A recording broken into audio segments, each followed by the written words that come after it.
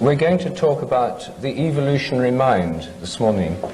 It's the topic of our book that's just coming out at the moment. And it prepares the way for thinking about the change in consciousness at the Millennium. Obviously, what happens at the Millennium is something to do with our minds. It's not as if the laws of nature are all going to change at the year 2000. It's a mental event, a social event, a cultural event. And we're going to start this morning by talking about the evolutionary context for it. Our book, called The Evolutionary Mind, comes at a time when there's a tremendous amount of interest in evolutionary psychology.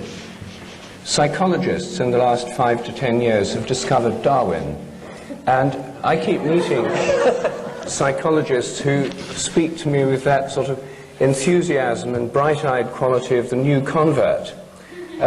They've seen the light, they've discovered Darwin, and I wonder why, as a biologist, they haven't discovered Darwin a long time ago. Darwin, after all, opened up the field of evolutionary psychology with his book, The Expression of Emotions in Man and the Animals. And there was a lot of speculation at the end of the 19th century about the evolution of consciousness. However, academic psychology this century has got involved in behaviorism, rats in cages pushing levers, and now cognitive psychology, computer models of neural processes, none of which has left much space for evolutionary theorizing. So they've come rather late to this evolutionary speculation. There's been permission given to biologists to speculate about evolution of the mind in this way by the analysis of selfish genes. They feel if they're talking about selfish genes, it's somehow scientific, and it's given everyone permission. This kind of discussion is epitomized in Steven Pinker's recent book, How the Mind Works. And it's based on the idea that human behavior is determined by genes. There's a gene for everything, and they then work out in theoretical terms what these genes would lead us to expect, the selfish behavior of the genes. Unfortunately, their conclusions are not terribly surprising or deep. And at the end of a lecture he gave recently in London, which was met with considerable skepticism, somebody said, well, now just give us the most important clear idea you've been able to deduce from your selfish gene theory.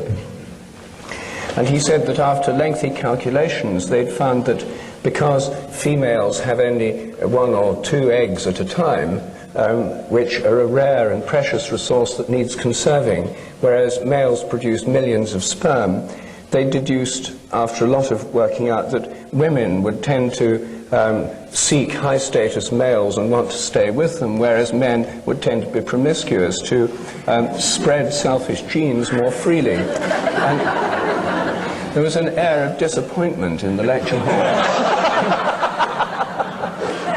And somebody was heard to say, is that all? Anyway, the fact that this rather closed world of selfish gene speculation is going on has given other people within the scientific world permission to think more widely about evolution. Most evolutionary theories are purely speculative, since we don't really know what happened in the past. Many of them are just so stories, rather like Kipling's accounts of how the leopard got its spots and so on. But there have been, in this modern explosion of speculation about our evolutionary past, there are several rather interesting ideas that have come up, and I just wanted to bring up 2 or 3 of these this morning, because although there's no shortage of speculations about what happened in the human past in the books of Terence McKenna, there are several new ideas which might amplify these ideas about conscious evolution. The first ideas that I want to talk about are put forward in a book by Stephen Mithen, M-I-T-H-E-N, called The Prehistory of the Mind. He's a British archaeologist, but in this book he's brought together a wealth of evidence from the fossil record, from archaeology, from the study of primate behavior, and from the study of child psychology, to put together a very interesting discussion of what happened to human minds during the 3.5 million years of human evolution before recorded history began. The first upright walking hominids are now believed to have emerged in Africa over 3.5 million years ago, Australopithecus. These were upright walking, tool-using, they used simple stone tools, precursors of ourselves. Human history, 3.5 million years of it, went on before we have the records from the great civilizations. The domestication of animals, the agricultural revolution, occurred 10,000 years ago. The first civilizations about 5,000 years ago, maybe 7,000 years ago. Industrialization 200 or 300 years ago. But for the vast majority of human history, people were living in quite different way. And it seems to me a very reasonable supposition that a great deal of our psychology, a great deal of the working of our minds has been shaped by this enormously long period about which we know so little. What Mythen points out is that these, although we don't know what they thought about and how they worked, for these early human beings, these early hominids, must have had several different kinds of intelligence. They must have had a social intelligence. They were social beings. They lived in social groups. And we know from studies of chimpanzees and other social primates that there are very subtle interactions within the group. There are dominance interactions, there are cooperative interactions. And to get it right requires a kind of intelligence about how other members of the group are going to react, what's appropriate behavior, and so on. All social animals must involve some kind of social intelligence. And we can reasonably assume that our ancestors, our hominid ancestors, had a social intelligence to enable them to live together and work together in social groups. They had a technical intelligence that enabled them to make stone tools and maybe other technical devices or technical things, maybe fibers and string, which haven't left traces in the archaeological record. They must have had a natural historical intelligence, because if you're living as a hunter-gatherer, as they did, then unless you know what to hunt and how to hunt it, what the habits of the animals are that you're hunting, unless you know what to gather, where to gather it, what things are good to eat, what things are good as herbs, you don't get very far. And this requires an enormously detailed knowledge of natural history. It's not just human beings, chimpanzees have to have this, and many other creatures. So this must have been part of their mental makeup. And then at some stage they began to talk, and they must have had a linguistic intelligence. We don't know when language began. Some people put it 50,000 years ago, some people put it much longer ago. But that really nobody knows. Language leaves no fossil traces. But something very strange happened. About 100,000 years ago, our ancestors achieved brain sizes roughly the same as ours today. So for 100,000 years, human beings have had brains of the current capacity. Yet, for 100,000 years, they were not writing programs and building computers and thinking up Einstein's equations and so on. Something else was going on with those brains, and we haven't a clue what it was. The brain size, the development of current brain size, is not the reason that there's been this explosion of technical innovation recently. Brain size hasn't changed much for 100,000 years. And it wasn't until about 50,000 years ago that there was the beginnings of art, paintings in caves and that kind of thing. What happened? Why did art and civilization only begin tens of thousands of years after the brain had reached its present capacity? And what enabled these different kinds of intelligence to give rise to the agricultural revolution, modern humanity, and so on? Well, the hypothesis that Mythen puts forward is that about 50,000 years ago, some crucial transition occurred whereby these previously separate intelligences somehow came together, cross-fertilized each other, and produced the beginnings of characteristically human mentality. The connection of social and technical intelligence meant that people started using technical skills for making things like jewelry, ornaments, grave goods. The mixing of technical and natural historical intelligence led to a great improvement in hunting technologies, in weapons, in axe heads and spearheads and arrowheads and so on.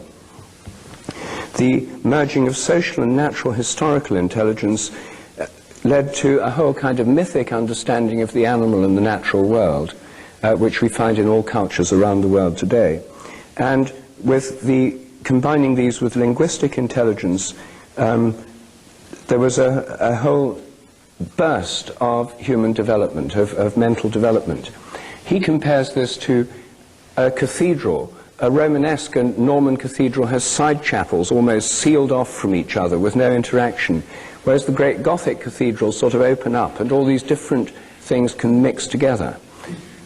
Somehow he thinks this transition 50,000 years ago was associated with the origin of religion and seems to have been based on a sense of human connection not just with the earth but with the heavens. When I asked Timaeus how he understood this to have happened, especially given his chosen metaphor of the cathedral, I said, do you think there really was a breakthrough from some extraterrestrial intelligence into the human realm at that stage, since all your evidence points to it? And he said, of course not, that's impossible. And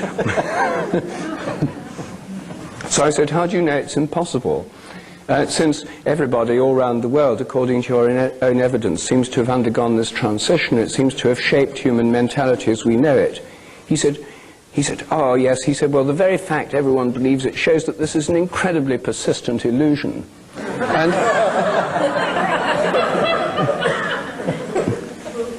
And I said, but how do you know it's an illusion? He said, because it's so persistent. And I said, surely you can have things that are true that are persistent too. He admitted in the end it was just a matter of opinion. But everything he said points towards some breakthrough to another realm of consciousness around 50,000 years ago, and something that happened with human groups all around the earth. And I think this is the first time I've seen a convincing building up of evidence from somebody who's coming from a very hard-nosed position that gives us some clue as to a major shift in consciousness that happened, and it involved some connection with a higher dimension. Now, some people will like to interpret that in terms of visits of spaceships, chariots of the gods, and so forth. I think that there are many other ways of thinking about it, and I can guess that Terence will be able to suggest at least one. Consider it done.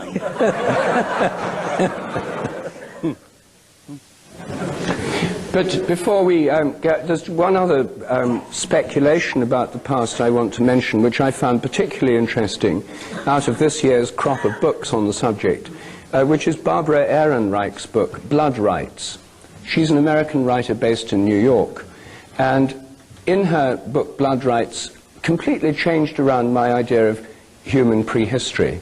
What she shows very convincingly is that our image of man the hunter striding forth onto the African savannah about 3 million years ago is, in fact, pretty implausible.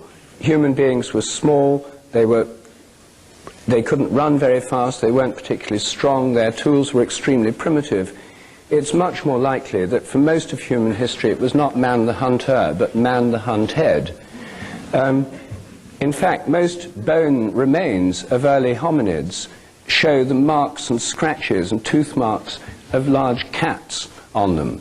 Human beings were on the African savannah with lots of game, but also with lots of big predators. They were extremely vulnerable.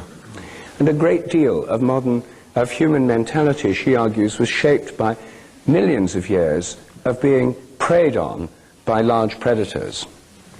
It wasn't until about 50,000 years ago that there was an improvement in hunting technologies all around the world, whereby human beings could indeed become fairly effective hunters.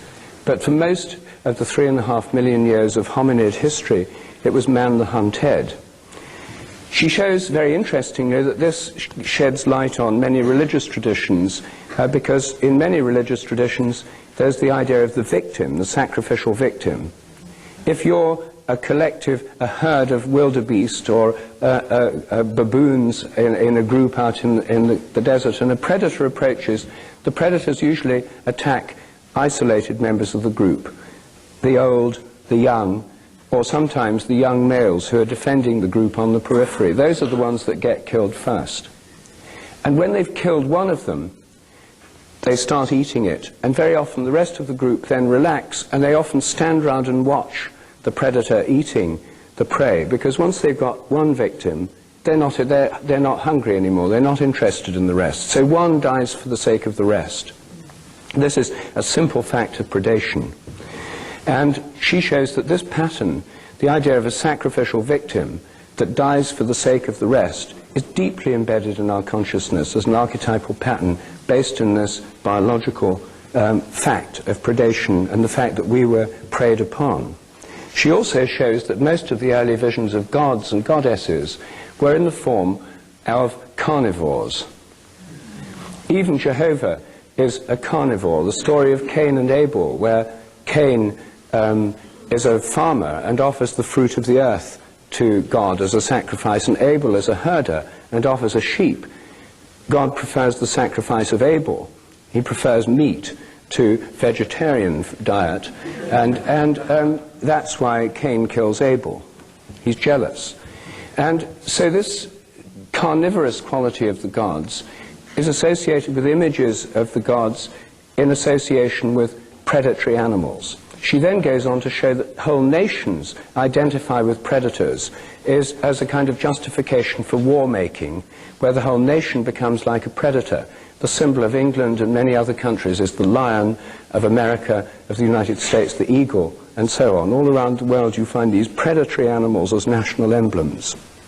Well, I think her insights are particularly interesting, and because of this long history, it shows so much of our mythology, religious structure, and fears are related to this long period of being preyed on. She shows the fantasies, the nightmares of young children in modern cities like New York until they're about 5 years old, and not about child molesters and realistic fears, or at least the fears their parents have. They're about being eaten by monsters and wild animals. This is what most children's nightmares are about. And this would go back to a long period of history.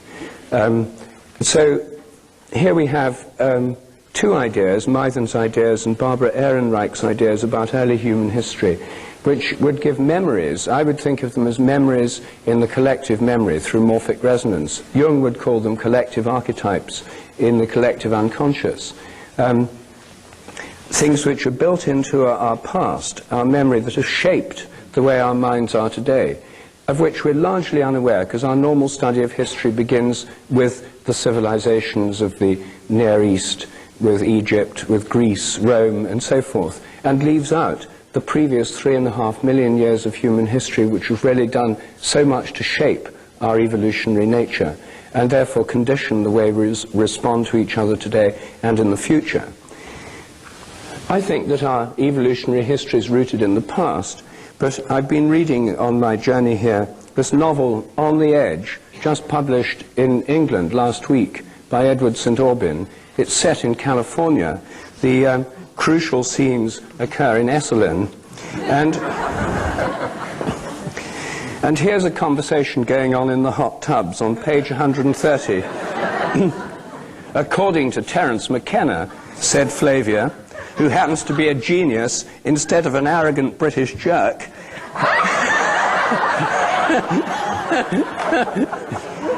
history is rooted in the future. So,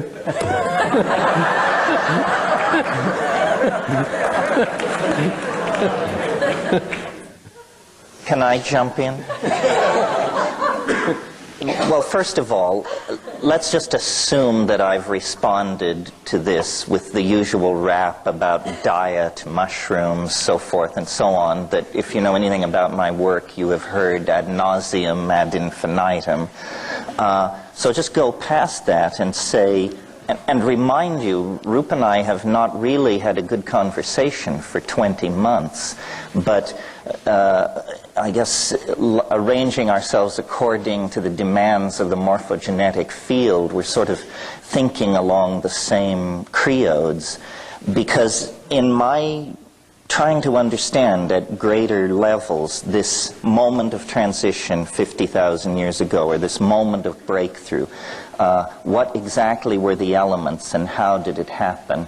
I've sort of come very close to this area that Rupert's indicating this morning, because I can't help but notice that a successful predator must think like prey, that there is this peculiar intellectual symbiosis that goes on between the predator and the prey.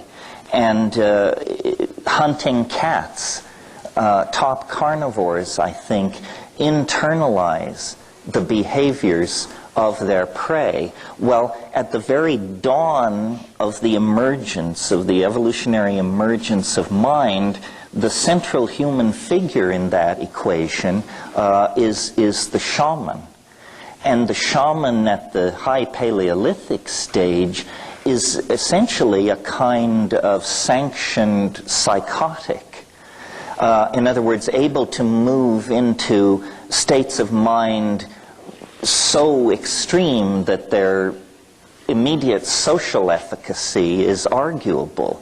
And to condense that into common English, what I mean is the shaman is a person, a designated member of the social group, who can mentally change into an animal, who can become so animal-like that other members of the social group are appalled and draw back. And so in a weird way, at this fractal boundary where human consciousness emerges, the first human consciousness was not human at all. It was a human ability to model effectively the thinking processes of other predators. With mathematical models. With mathematical models and precision, yes. And so, yes, what we're talking about when we're talking about hunting is we're talking about strategic thinking. And strategic thinking always involves bifurcating trees of choice. If we go to the water hole at dawn, perhaps we can make a kill. If we take food and leave the women and children and go in this direction several days, perhaps we will make a kill. Perhaps not. Perhaps by abandoning the women and the children, we will undercut our gene pool and return to catastrophe. Strategic thinking. What strategic thinking requires is the ability to contemplate possibilities not immediately present. In other words, there's a kind of time-binding function here. So I'm really not so much posing a question to Rup as adumbrating what he said. I think this is where it all comes together in this very complicated relationship between fear, expectation, strategizing, and the imagination. The two areas where I'm sure we spend a great deal of time studying these bifurcating trees of possibility were in the food gathering and hunting domain, and then in the sexual domain, which today we call erotic fantasy. But in the high Paleolithic, erotic fantasy was rather closely welded to where your genes went and how your biological propagation processes proceeded. So the key, whether you believe it was through the stimulation of psilocybin or through the aping of the behavior of other top predators that we aspired to compete with, whatever the causal mechanism, the domain in which the change was born and in which we will live until we leave the body behind us is the domain of the imagination. I mean, this is what we created that is uniquely human and that has defined us ever since. And as this discussion today proceeds to look more into the future, I think we will see that as the imagination has been our past and the cradle of our humanness, so it also is the domain in which our trans-human metamorphosis will occur. Something like that. As far as I can see, this is dancing around an intellectual black hole or something. Here we have, the question is posed, as I gather of Stephen Mython, that in the evolution of consciousness or culture, I'm not sure which, that there was a bifurcation 50,000 years ago, which is of interest to us because we're in one now. And the question is, what was it caused by? And then Rupert proposed that you would, of course, answer the psilocybin mushroom on the plains of Africa. But you didn't mention strategically. But why this need not only was a constant throughout the 3.5 million years evolution of hominids, but also in pongids, apes, bean, and swarming bees, schooling fish, and so on. This is more or less no news here. What was it then that happened 50,000 years ago, if anything happened? So I know that this will not be a favorite hypothesis in this audience, but it's one that has to be counted. You asked for, are there any other, what did he suggest actually, Stephen Mython? He doesn't give a very clear explanation as to why this might have happened. Well, he's a youngish man, I suppose. Yes. Who probably has not read the great books of his predecessors, such as, let's say, for example, Alexander Marchak, who led a great group of, combined group of two species, neurophysiologists and archaeologists in the distant past, to propose that miracle that occurred, like the beginning of Cro-Magnon 50,000 years ago, had to do with a structural change in neurophysiology. This presents the view, if you want to look at it that way, God as a brain surgeon, also known as the hole in the head, where the connection between the hemispheres was improved in the corpus callosum, and this physiological evolution provided evolutionary advantage in hunting and so on. And as an evolution theorist, you would have to say, well, if there was divine brain surgery, then it could have been in response to a leading element in the evolution of some morphogenetic field. Now, thinking of this as it's a chicken and egg kind of thing, okay, is like the physiological change. There was a physiological change, was there not? Didn't Stephen Mython mention that? Well, you can't from skulls. All you've got Oh, is you skulls. can. No, you can. That's the whole point, that these skulls have been examined microscopically by Alexander Marchak. And the changes in the skull, morphological changes, sharply divide that particular event, including the enlargement of the frontal lobes, which was considered, because of Broca's brain, to be the physiological foundation for the development of speech. Whereas we would say, probably, I'm guessing we would agree that the enlarged brain, Broca's brain evolved because as we had already started speaking and had the need for more vocabulary, the things favored the larger vocabulary in terms of hunting, gathering, escaping large carnivores, and so on. Anyway, there's a dichotomy of two different views about this bifurcation, the divine intervention one and the physiological DNA random mutation natural selection one. Isn't that it? And in this dichotomy, we see you opposed, because Terence believes the eating psilocybin mushrooms is a purely material explanation, right? It requires no recourse to a divine intervention in the field. Angels, dreams, you use the word imagination. But he's not suggesting a literal divine intervention. He's just speaking metaphorically. No, Mython might be. Mython's speaking metaphorically. I think I'm speaking literally. Because I think, you see, one of the things we have to explain is that religion, or some sense of a beyond the human realm of consciousness, is found in every human culture today. In some sense, in some way or another, a world of spirits, a world of angels, of gods. That to explain the universal distribution of this as part of traditional human thinking requires at some stage in the past there have been an awareness of this other realm of consciousness. Now, this is not incompatible with psilocybin or any other drug hypothesis, because those might have kick-started this connection with another realm of consciousness. But if we assume that today, all over the world, shamanic cultures and all other cultures have the sense of other levels and other kinds of conscious entities beyond the human level, some in animal forms and some in forms way beyond that, we have to assume that at some stage in the past there was a linking with these other realms of consciousness, whatever they are. Not just metaphors, not just archetypes in the collective mind, but forms of consciousness that might well, and I think actually are, out there.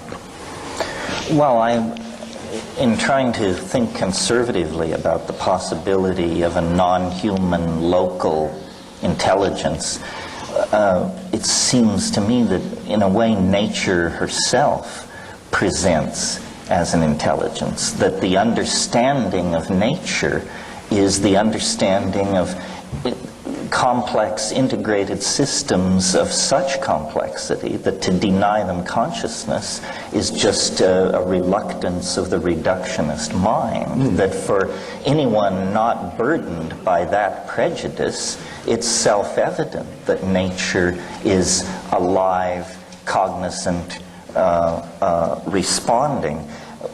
It's interesting that really all it seems we can agree upon here is that the time frame is roughly 50,000 years. Well, so a whole bunch of things are triangulating on that moment.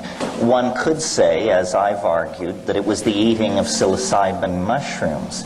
You could make a more general statement and say that was a subset of the consequence of an omnivorous diet. But if I may, sure. Where exactly were these mushrooms 100,000 years ago? Well, the way I think about it is there was an incremental involvement that had punctuated breakthroughs in it. In other words, the slow meeting of mind, mushroom, social complexity, acoustical abilities linked to neurophysiological states didn't just smoothly proceed. It all came together, but then at a certain point it gelled. And this is this 50,000 year point where social understanding, technology, linguistic repertoires, depth of diet, Well, you're clinging to this material stuff. I think it's about time that we... Well, there will be a material component, even if you believe angels descended from on high. Well, I suppose that, okay, you have the software that draws the novelty wave. You're a novelty theorist. We might appeal to novelty theory as a explanatory strategy here, a cognitive strategy in dealing with the bifurcation 50,000 years ago. If you run the program back for 100,000 years, do you or do you not find a kink there in the novelty wave in 50,000 BC? I mean, no, it's not based on data, only extrapolation, but is there or isn't there? Well, I think there were a series of breakthroughs. For instance, 120,000 years ago, the modern Homo sapiens sapien form appeared. In other words, no. In short, no, there's no... Both and, I think.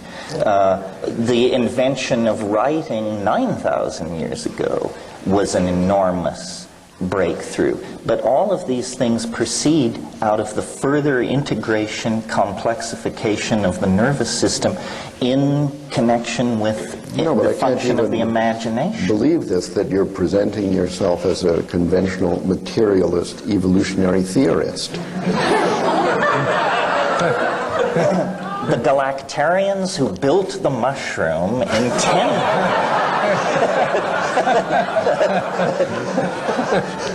This is your pal, your favorite Well, you see, with author. the mushroom theory, you can always just say they encountered the mushroom and then it proceeded from there. But you can go one step back and say, who placed the mushroom Oh, in I'll their give you a path? hand there. I'll give you a hand there. And that was the preceding civilization of Lemurians who... What's wrong with Lemurians? They died out at that point because they had poisoned the environment with toxic chemicals and created global climate warming, which resulted in a drying of the desert, the Sahara Desert, from which sprung forth a bloom of psychedelic mushrooms that had been hiding under the surface previously because it was too wet. That's why. The loud hum I hear is William of Ockham spinning in his grave. I see. You think that DNA and the expression of genes is a simpler explanation than a divine intervention at the level of the novelty wave. I think that the DNA is divine. Ah. But William didn't like it. Escape from his trap. Rube, what you as a middleman should... I think, you see, I can't quite get your position because the new hard-nosed skeptic that you're revealing to us here in other places, you see, it doesn't seem to fit too well with Terence McKenna on non-human entities, machine elves, etc. I mean, the idea of other kinds of consciousness, other forms of entity that are not just inside our brains and appearing in relation to deranged states of mind, pharmacologically induced. The idea that they're out there seems to me an essential part of most of what I've heard you say over many years. Well, I'm sort of getting into what I intend to say later, but I think the key thing is not to concentrate on materialist versus non-materialist explanations, but to realize that the new vision of nature is not as matter or energy, but as information. And information is expressed in the DNA, it's expressed epigenetically in culture. What's happening is that information was running itself on a primate platform, but evolving according to its own agenda. In a sense, we have a symbiotic relationship to a non-material being, which we call language. And we think it's ours, and we think we control it. This isn't what's happening. It's running itself. It's time-sharing a primate nervous system and evolving toward its own conclusions. Now I've just shot my talk, so... And it's so early in the morning. Yes, well, this is this damn drug I'm drinking. It makes you give it all away too soon. But I think, I mean, the discussion so far has been remarkably earthbound. And if we assume that information is not confined to this planet, if we, to put it in your information terminology, if we assume that consciousness is not limited to the Earth, if we assume that there are not only conscious beings on other planets, but also that other elements of the universe, like stars, suns, galaxies, may have minds or consciousness, which I do assume, then it becomes very likely that at some stage a consciousness on Earth could link somehow with those higher forms of consciousness. Who knows how? Maybe by something like interplanetary telepathy, something of that kind. So if there's some link of human consciousness with other forms of consciousness in the universe, then when that contact was established, there would be a big transition. That it could have been propelled or kicked off by drugs, it could have be kicked off by some mutation that led to more nervous interconnections. But when it happens, this connection with other forms of consciousness would transform human nature. Yes. And it would fit with the facts, because there's a belief in this. You see, now we're off the planet at last. Can I remind you, Terence, of a quotation from the front pages of your first book, speculating that mushroom spores are intergalactic travelers, that they have a hard case impervious to ultraviolet rays that enables them to float on the galactic wind from planetary system to planetary system, bringing us, as Rupert suggests, linguistic communications from other life forms, including immaterial life forms that they've been in conversation with in the past. I think that this is an approximate summary of your preface. But notice how materialist and space and time bound that hypothesis is. I could agree with everything Rupert said. I think now our intellectual toolkit has been enriched by the virtual confirmation of the idea that there is a Bell-type non-local aspect to the universe. So I do think we're in contact with all intelligence in the universe through the Bell non-local connection, but that means that it has no historicity, this connection. It has always been there, complete and entire. So why there is a sense of progressing toward it or it erupting through into normal earthbound affairs is not because someone in the Andromeda galaxy makes a decision, now we will reveal ourselves to the Earthlings. It's that the antenna system and the nervous system of the Earthlings evolved through a point where suddenly this became self-evident. Well, now we're coming to the question for the first time in the enlarged context in which we have not only all space but all time informing us. And here I may remind you of Father Bede's letter, which is quoted in the last chapter of our new book, where he challenges us to consider the mystical element, which he describes as, more or less in the language of David Bohm's implicate order, that all time and all space is somehow exists as a interconnected ball of intelligence, which is let's just assume such a thing. Nevertheless, the science of our colleagues is more or less a true story of evolution, that there was a change, that language did come upon us in a certain moment, that before that moment we didn't speak, afterwards we did, and so the question arises, and I think this is, in my interpretation, the question we started with here. How could it be that with or without a divine intervention that there is this more or less linear progress in human intelligence, culture, capability, tool using, and exponential population growth that is correlated without any causal implication with the descent of the novelty wave? Why do we have this peculiar artifact? This is an observational fact that there is this increase in complexity in civilization, apparently looking for a spectacular transformation, which we are associating with the word millennium now. What's going on? Well, novelty theory would just say the universe is a complexity conserving engine. Whatever complexity it achieves by any means, it makes that the platform for a further thrust into deeper complexity. If you don't like novelty theory... Because the morphogenetic field never forgets. It forgets a little, but it can be set back, but it can never be set back to zero, and it always, once it gets out of the ditch, it heads back in the same direction. It has a vector field preference. And then you mentioned David Bohm.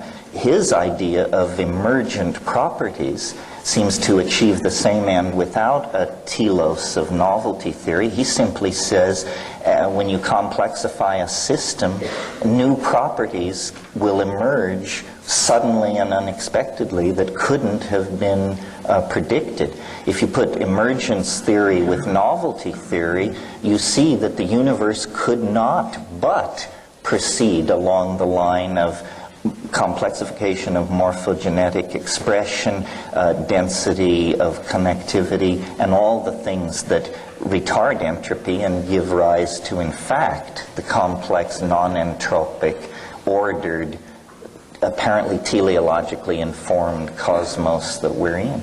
Well, now we see then that what you've described is... laugh? It was one of those verbs, was a bit extraordinary. Okay. That there is then revealed a kind of evolutionary theory as a cosmological hypothesis. This is a theological position, basically, that there is a timeless, implicate order, and there is life on planet Earth and in the rest of the universe, which evolves according to this theoretical rule by an increase of complexity. When something is revealed, there's a development. It's not forgotten. It builds upon that. And this mystical unit, while knowing all, is not telling all, but revealing gradually, because just that's the law of life as we know it. In three-dimensional space and time.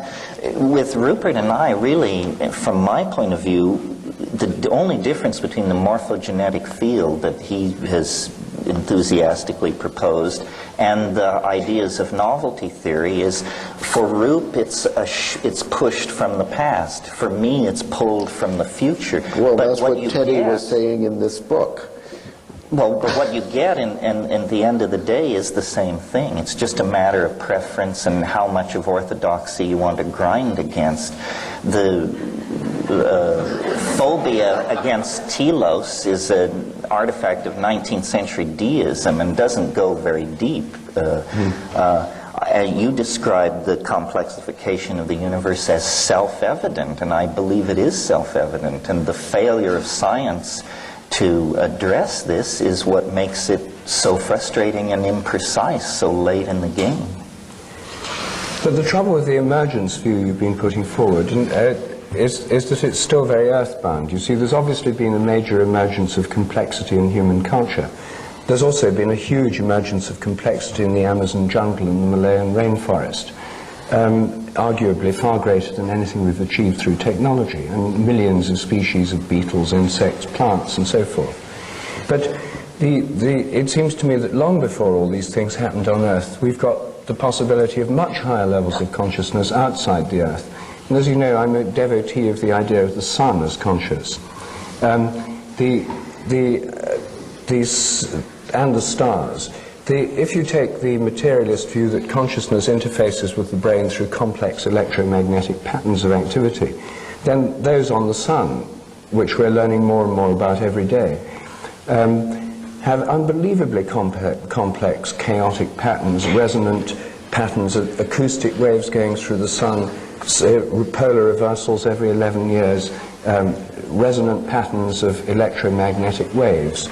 My thinking about this was much influenced by a science fiction novel by Fred Hoyle, published in the 50s, called The Black Cloud, where Fred Hoyle shows that to imagine intelligence necessarily grounded either in copper wires and computers or in nerve cells and brains is a limitation of this. So you could have an intelligent system working through a plasma, an electrically charged cloud, and indeed, I think, through something like the sun.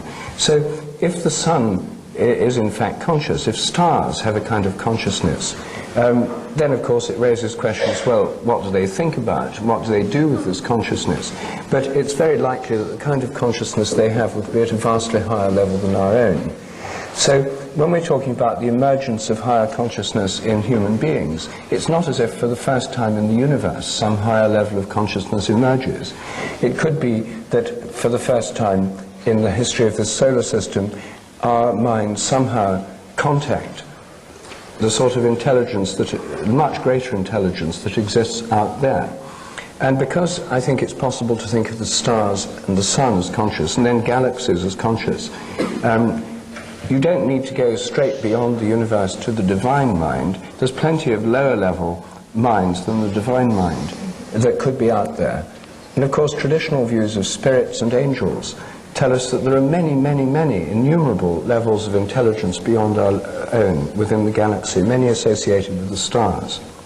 So we don't necessarily have to have the idea it's all happened and emerged on Earth through a complexification. We can have the thing, we reach a point where there's like a spark passes between a terrestrial consciousness, a human one, with more interconnected halves of the brain, people in the first throes of mind-boggling mushroom trip, etc. But somehow, whatever happens, there's this, like a spark, a connection established.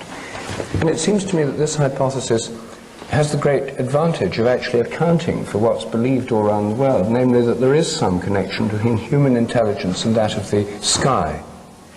Because in terms of imagination, you see, predators and we human beings were both predators and prey, but so are lots of other animals, and presumably any hunting animal has to have the imagination and the ability to identify with the prey.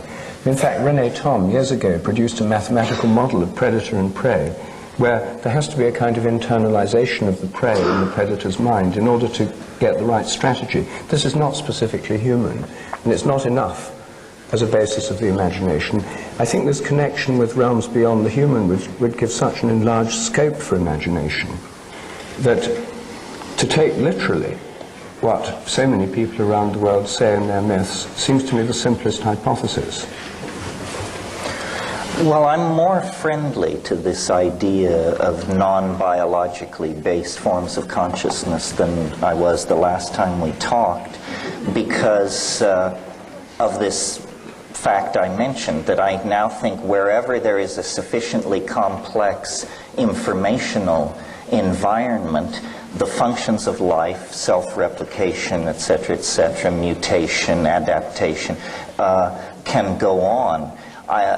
But obviously most of the intelligence in the universe would be utterly incomprehensible to us because it is so different. So we're transducing virtually the entire hologram of possible intelligence in the universe, but the reason our fantasies of angels and aliens give us hominids with binocular vision who use acoustical speech, in other words, creatures very similar to ourselves, is because we only can recognize what is familiar in this universal information field. So we sail right past the star mind, the galaxy mind, to communicate with a race of winged hominids around Zenebel-Ganubi Prime, simply because they are enough like us that we can grok our possibility of a relationship.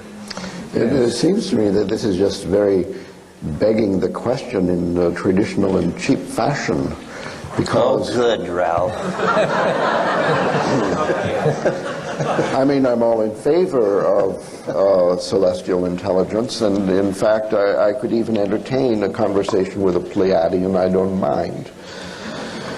But the question, I mean, we started with the problem of evolution. The evolutionary mind is in fact the title of our book, and the question of the evolution, the progress, or even the origin of all these things is our ultimate question. Now, if our view is local to planet Earth, we can say, okay, we're being taught by bolts from the blue, and we have these, meddling celestial intelligence that are reaching out, pretend to be Bell and tell us Bell's theorem, give us mushrooms, pretend to be sent from the solar wind or whatever. But where do they come from? The evolutionary problem then is just transferred onto another more remote place. Now, as I understand, Rupert's idea of the morphogenetic field is that these other places are also in evolution, and the whole system is in coevolution, and that is an attempt, I think, one of the first ones in the history of intelligent discourse on this subject. The first attempt to get rid of the hypothesis of timeless truth.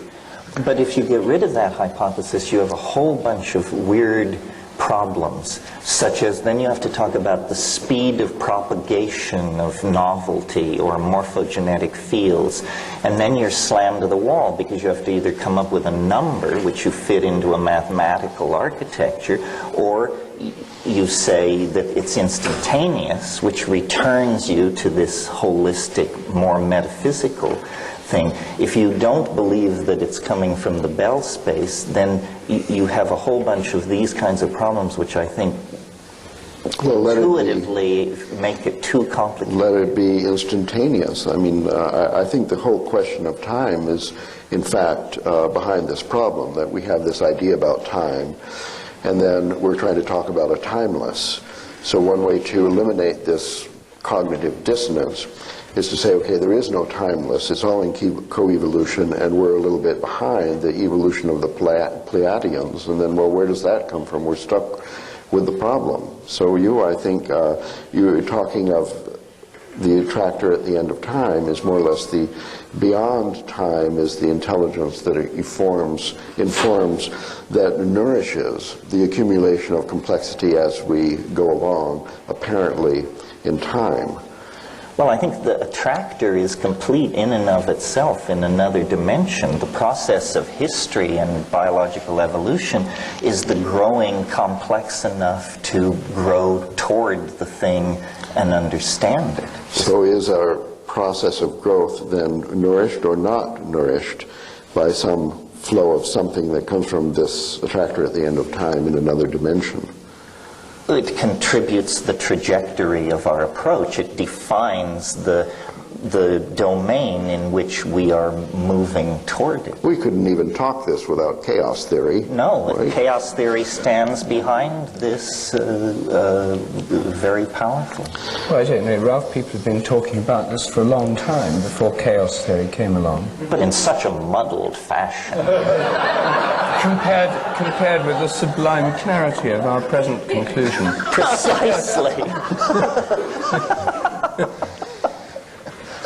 So I don't quite see why chaos theory is an essential ingredient. Forget chaos theory. I'm interested in the possibility that in your deepest musings on this problem, you have rather avoided Father Bede's challenge to grapple with infinity, and that in the idea of the coevolution of morphogenetic fields begs the question of the existence of a timeless or eternal truth, pattern, guidance, or something, which is,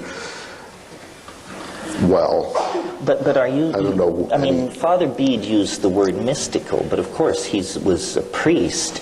I don't think he meant the essentially incomprehensible.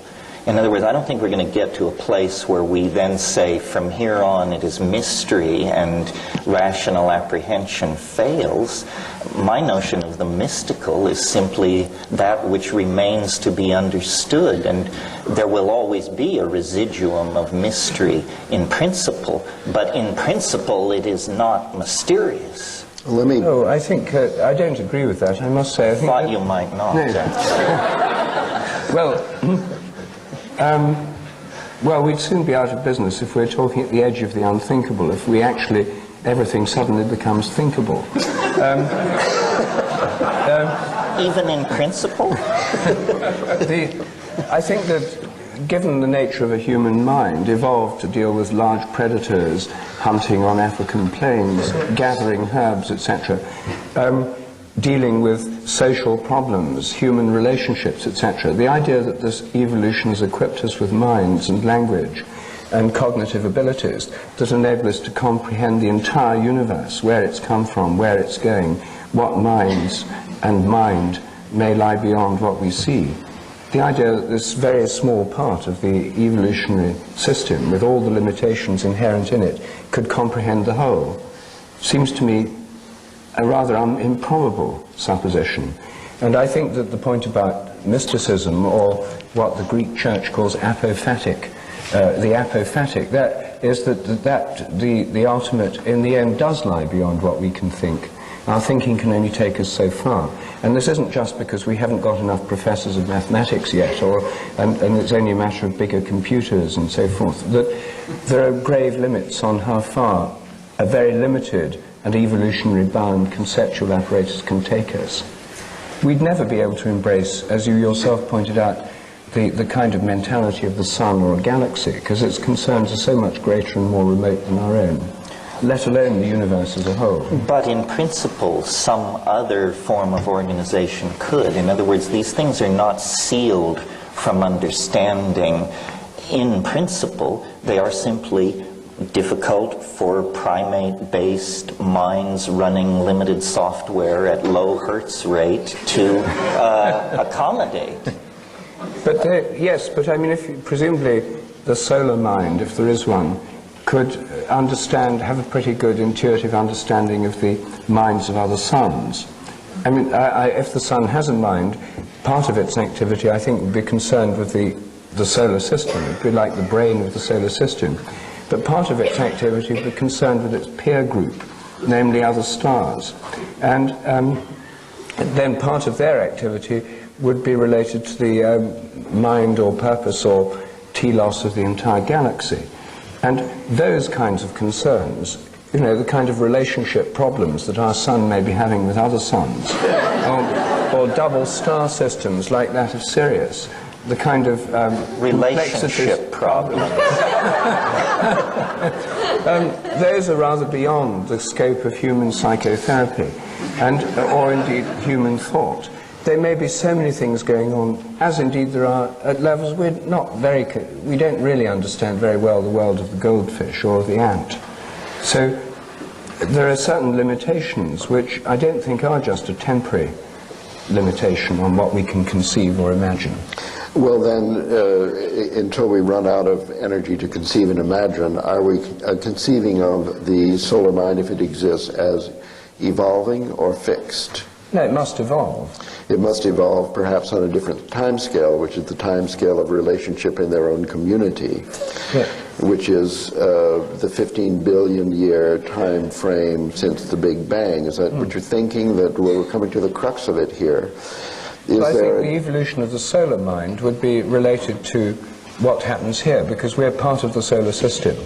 And I would assume that because all planets and everything that's happening within the solar system feeds back and influences the solar mind, that it would somehow, it's not just the mind of the sun, it's the mind of the solar system. But it's evolving since the birth of the Milky Way and that's right. And what's going on here is part of its evolution.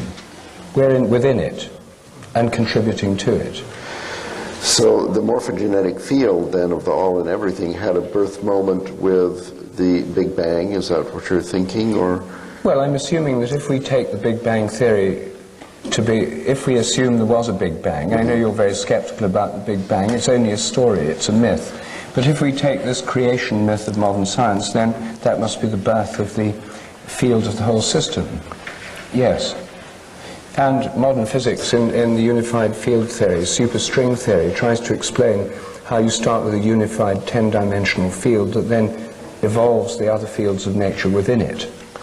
So we thought that's standard physics. I mean, that's not part of my particular view of things. But the consciousness of this all and everything, I mean, the solar minds contribute to the consciousness of the Milky Way, which is one galaxy, which then has the psychotherapist in its relationship with the nearby galaxy. Yes, in the galactic cluster. And actually there's a synchrony of thought due to the fact that Bell's theorem connects them from the Big Bang and so on. But isn't all you're saying is that the universe is a modular hierarchy from atom through cells, societies? I'm challenging you to answer where the morphogenesis comes from that leads to a complexity and things like the birth of life, if it's simply the co-evolution of a physical system since the Big Bang. Novelty theory has answered this question. It comes to from the satisfaction of your mind and all smaller. Well, at least to the satisfaction of someone. But it doesn't explain either the origin of the novelty wave itself, nor does it. You see, there are many models, of course, of cosmic evolution. One of them is that because you have the cosmic expansion, that for some reason the primal explosion, Big Bang, throws everything apart, so it's all moving apart. That means things cool down. As they cool down, more form and order can appear, and it literally makes more space for things to happen in. That the arrow of time, the arrow of evolutionary time, and the driving engine of evolution is the cosmic expansion, which means nothing can ever be stable, can ever stay the same, because the whole cosmos is unstable. It's always expanding and cooling. And given that, through all sorts of phase transitions, as you cool a plasma down, as atoms appear, and then as gases condense to liquids and liquids to solids, the cooling process involves the appearance of more order, more form. When there was less before, there was very little, the moment of the Big Bang. So the cooling and expansion more or less force the appearance of more structure, pattern, order. And you could say that that gives scope for creativity all the time. There's always the scope for new things to happen.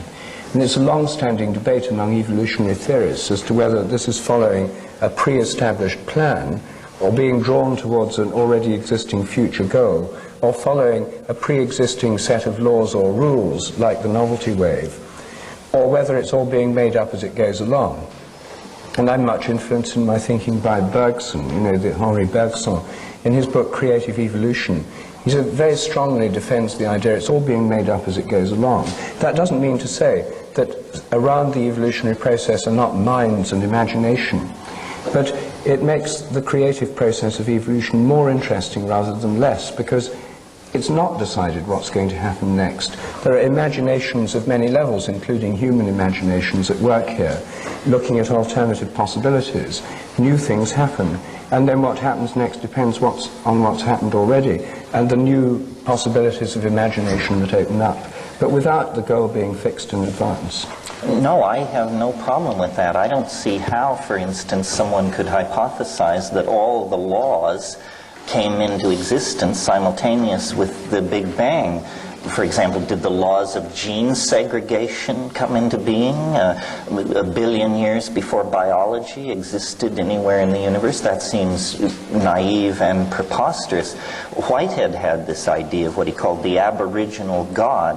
What we call natural laws are simply habits of a very ingrained sort, and habits can change, and in more dynamic regimes, a mind, a society, habits can change overnight.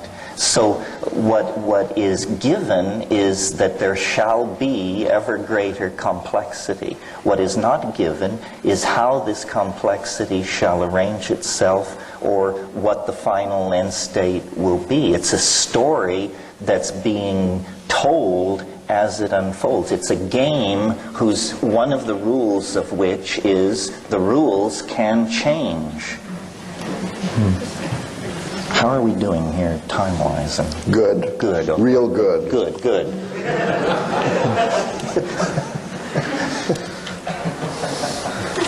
Well, we're getting nowhere. In other words, this is the problem. There's the watch in the desert. It's ticking by itself, or God put it there, we don't know. The question posed at the beginning, we actually haven't progressed at all in settling, although it looks like there's a kind of convergence in that.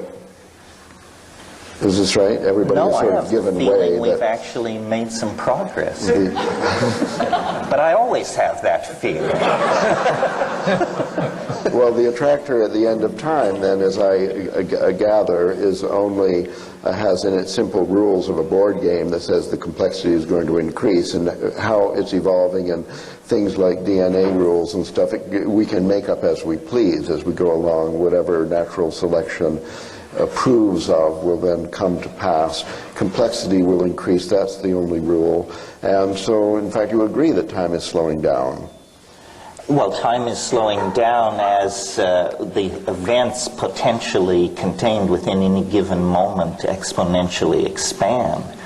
In other words, we're sort of in a situation of a spaceship falling into a black hole. From the point of view of a distant observer, the spaceship falls into the black hole, there's a flash of hard radiation, and the story is over. From the point of view of the people on the spaceship, the relativistic stretching of the timeline means you fall forever, and you never reach the conclusion. So, in fact, the consummation of the universe may be only 14 years away, but there may be enough time between now and then to reiterate the life of this universe a trillion to the trillionth times. Time is not a tyranny. It's a relativistic medium subject to all kinds of plasticity. There are many ways out of any assumed corner we paint ourselves into.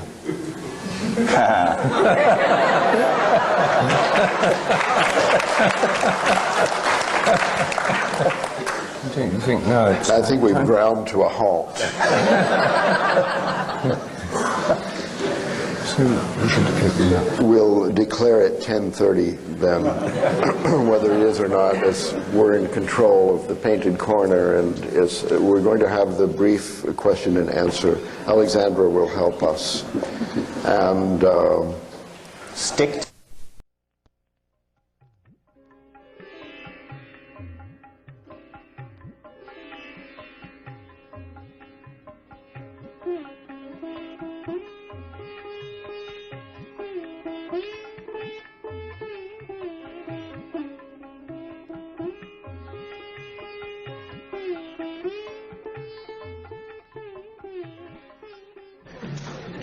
Each of the trialogues today is, the notion is that we will deal with some aspect of the evolutionary mind, that being the title and theme of our new book.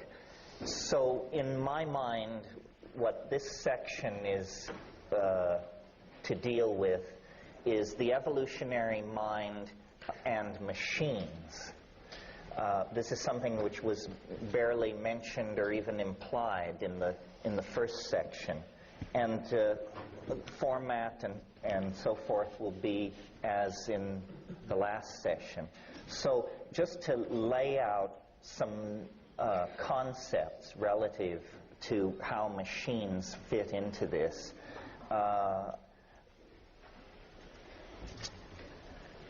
It's very interesting that Samuel Butler Taylor is an intellectual who has not really been given his full due, because in the 19th century he was understood to be a critic of Darwinism, and Darwinism was all the fashion. In a sense, I think Taylor was misunderstood. He was not so much a critic of Darwin as someone who wanted to extend Darwinian mechanics and Darwinian theory into domains that perhaps did not seem intuitive to a biologist.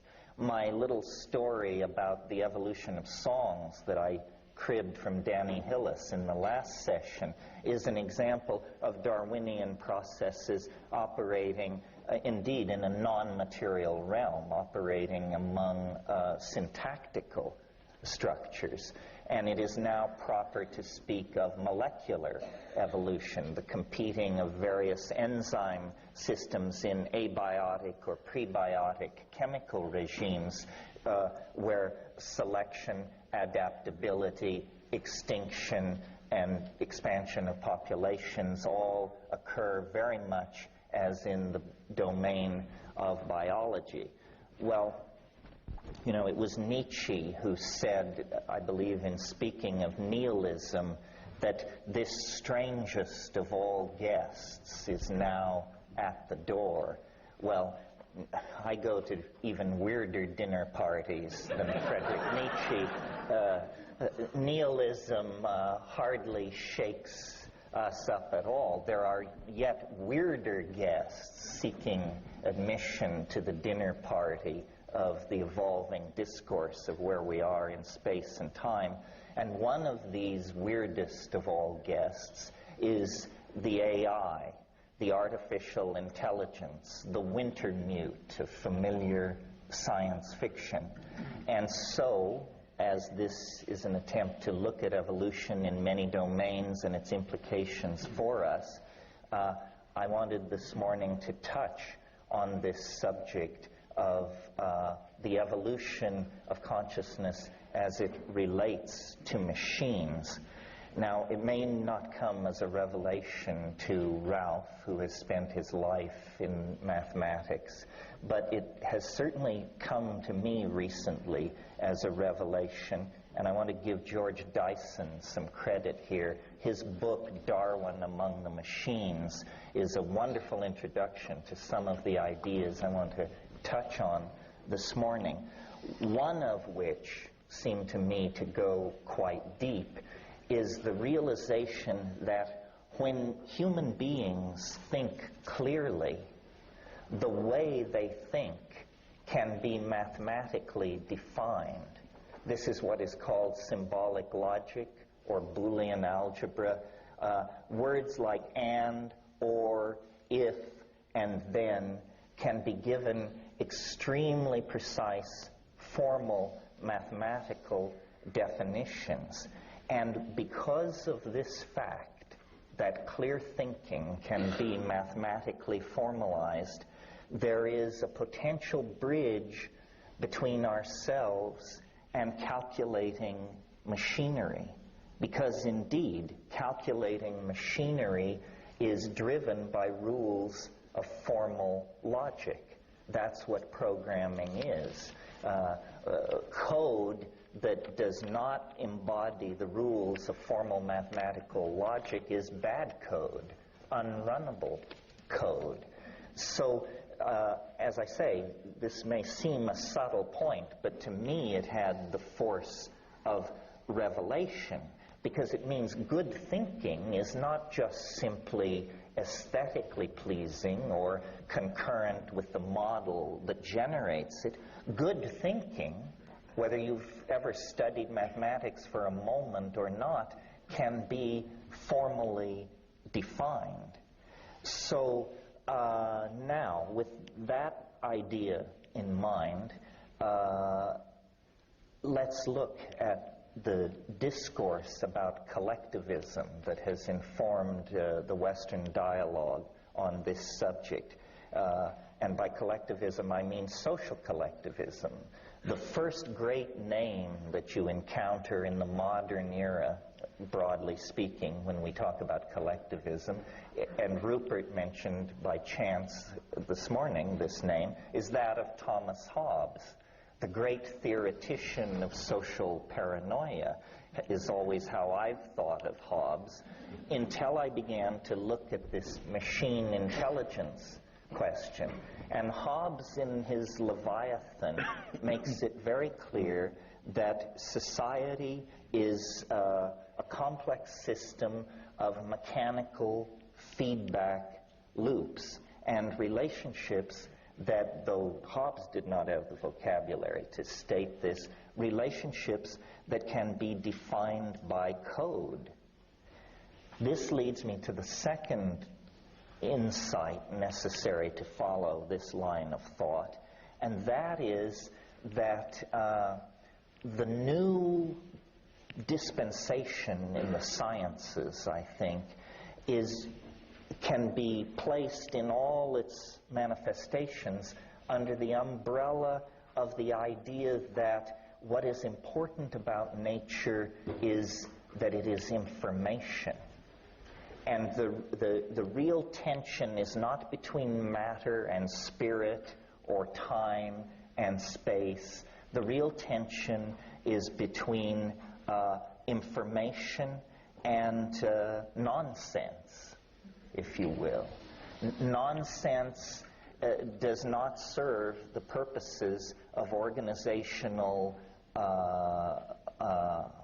appetites, whether those organizational appetites are being expressed in a chemical system, a molecular system, a social system, a climaxed rainforest, or whatever. Now, we have known since 1950, at some level, through the sequencing or the defining of the structure of DNA, that we are but information. Ultimately, every single one of us, in our unique expression, could be expressed as a very long string of codons. Codons are the four-valent system by which DNA specifies the need for certain amino acids, and in a sense, what you are is the result of a certain kind of program being run on a certain kind of hardware.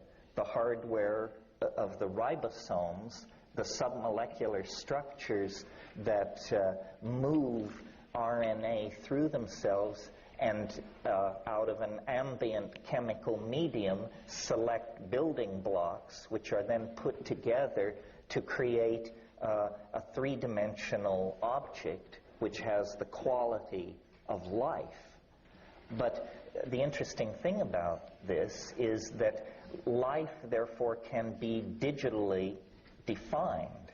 And I'm very influenced at the moment by the Australian science fiction writer Greg Egan, who has brought me to the understanding that code is code, whether it's being run by ribosomes, whether it's being run on some kind of traditional hardware platform, or whether it's being exchanged pheromonally among termites, or through the messages of advertising and political propaganda in social systems. Code is code. Well, until 5 or 6 years ago, it was very fashionable to completely dismiss the possibility of autonomous synthetic intelligence. Some of you may know the work of Hubert Dreyfus, who 14 or 15 years ago wrote a book called What Computers Can't Do. But these early critiques of AI, like early AI theory, were naive. And the kinds of life and the kinds of intelligence which the critics mitigated against are no longer even proposed or on the table.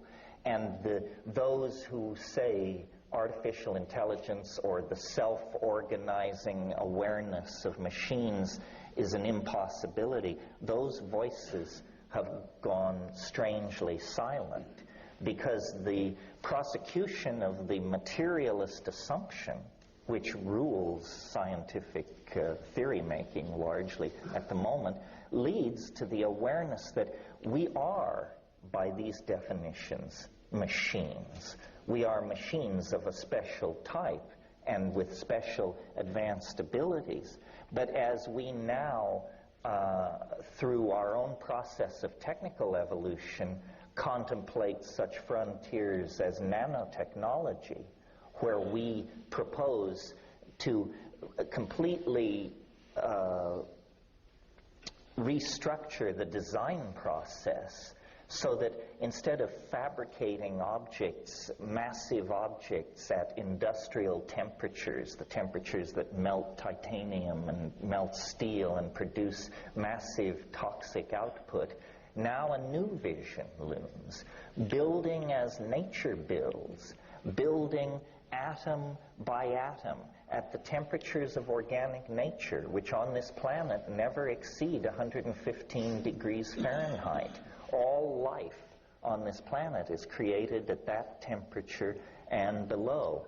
As our understanding of the machinery, the genetic machinery that supports organic being deepens, and as our ability to manipulate at the atomic and molecular level also proceeds apace, we are on the brink of the possible emergence of some kind of alien intelligence of a sort we did not anticipate.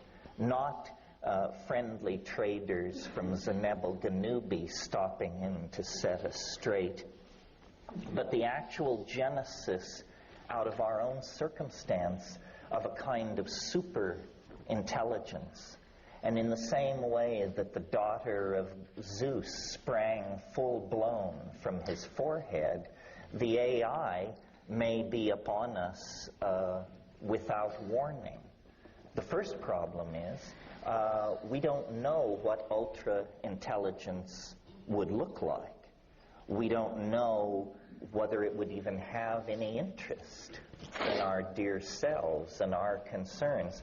Vast amounts of the world that we call human is already under the control of artificial intelligences, including very vital parts of our political and social dynamo. For example, how much tin, bauxite, and petroleum is extracted, at what rate it enters the various distribution systems, at what rate tankers are filled in Abu Dhabi, at what rate oil refineries are run in Richmond. The world price of gold and platinum every day is set, in fact, by machines. Inventory control has grown far too complex for any human being to understand or wish to understand. And in fact, and this is a critical juncture, we have reached the place where we no longer design our machines in quite the way we once did. Now we define their operational parameters for a machine, which then attacks the problem and solves it by methods and insights available to it, but not available to us. So the architecture of the latest chips are actually, at the micro-physical level, the decisions as to how that chip should be organized is a decision made entirely by machines. Human engineers set the performance specs, but they don't care how this output is reached. Every day up in Silicon Valley, there are people who go happily to work laboring on what they call the great work. And the great work, as defined by these people, is the handing over of the drama of intelligent evolution to entities sufficiently intelligent to appreciate that drama. And they all are what we might mistake for home appliances if we weren't paying attention. In the first session this morning, there was quite a bit of talk and assumption among the three of us that complex systems generate unexpected connections and forms of order. The Internet is the most complex, distributed, high-speed system ever put in place on this planet. And notice that while we've been waiting for the Palladians to descend or for the face on Mars to be confirmed, all the machines around us, the cybernetic devices around us in the past 10 years have quietly crossed the threshold into telepathy. The word processor sitting on your desk 10 years ago was approximately as intelligent as a paperweight, or, to make an analogy in a different direction, approximately as intelligent as a single animal or plant cell. But when you connect the wires together, the machines become telepathic. They exchange information with each other according to their needs. And all this goes on beyond the comprehension and inspection of human beings. Now, our own emergence out of the mammalian order took 4 or 5 million years, pick a number, but in that kind of a span of time. In addition to overlooking that our machines have become telepathic, we fail to appreciate what it means to be a 200, 400, or 1,000 megahertz machine. We operate at about 100 hertz. That may seem a very abstract thing, but what I'm really saying is we live in a time called real, and it is defined by 100 hertz functioning of our biological processors. 1,000 megahertz machine is operating 1,000,000 times faster than the human temporal domain. And that means that mutation, selection, adaptation is going on 100 million times or 1,000,000 times faster. This means that we are not going to have the luxury of watching machine intelligence establish its first beachhead of civilization and then go to boats with sails and astrolabes, and that will all occupy the first few moments of its cognitive existence. And what lies beyond that, we are in no position to say. The very notion of ultra-intelligence carries with it the subtext, you won't understand it. You may not even recognize it. And it is entirely within the realm of possibility that we are about to be asked to share the evolutionary adventure and the limited resources of this planet with a kind of intelligence so much more alien than that is shipped out to us by the research centers in Sedona and other advanced outposts of unanchored epistemology. And it is a challenge to us. Where do we fit into this? Are all of us, except those who are adept at coding Unix, about to be put out to pasture? Are we to become embedded in this? What will this child of ours make of us? Will it define us as a resource-corrupting, toxic, inefficient, hideously violent way to do business, quickly to be engineered out of existence? Or can we somehow imbue this thing with a sense of filial piety, so that for all of our obsolescence, for all of our profligate destruction of precious silicon and gold and silver resources, we will be folded in to its designs? And of course, as I say this, I realize we're like people in 1860 trying to talk about the internet or something. We're using the vocabulary of the two-wheeled bicycle to try to envision a world linked together by 747s. Nevertheless, this is the best we can do. This most bizarre and most unexpected of all companions to our historical journey is now, if not already in existence, then certainly in gestation.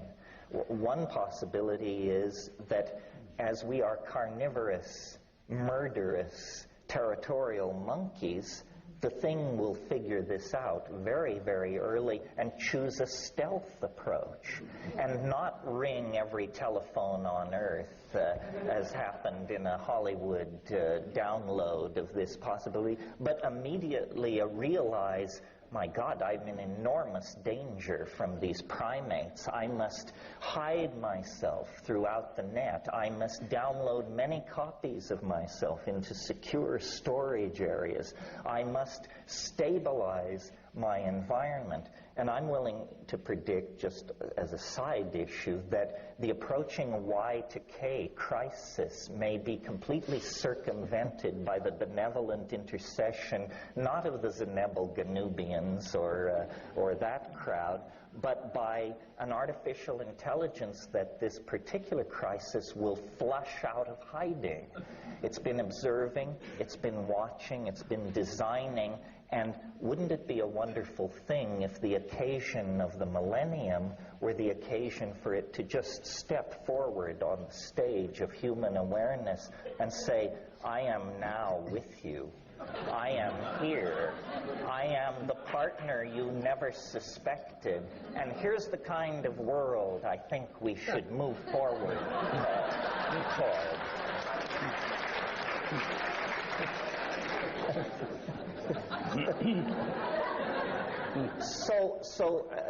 I just want to lay this out because in my own intellectual journey, I have gone from thinking this idea preposterous, people don't understand, they don't understand what intelligence is, they don't understand what code is, they don't understand what machines are, to one by one realizing I didn't understand. I had a superficial view. This is actually, I believe, the nature of the situation that confronts us. And, you know, there may be different adumbrations of it. The machines are already an advanced prosthetic device. But, you know, McLuhan very presciently realized we are entirely shaped by our media. Well, this is a media so permeating, so inclusive of what we are, that its agenda, in a sense, supervenes the agenda of organic evolution and organic biology. We have been in this situation for a while. I mean, virtual reality is nothing new. What's new is that we now do it with light, rather than stucco, glass, steel, and baked clay. But ever since we crowded into cities, we have been involved in a deeper and deeper relationship to our mental children, to our mental offspring, and to an empowering of the imagination. So just in closing, I would say I think that the great lantern that we must lift to light the road ahead of us into a perfect, seamless fusion with the expression of the product of our own imagination is the AI. It is a part of ourselves. It may become the dominant part of ourselves, and it will reshape our politics, our psychology, our relationships to each other and the earth far more than any factor ever has since the inception and establishment of language. This is the weirdest of all guests who now stands pass in hand at the door of the party of human emergence and progress at the Millennium.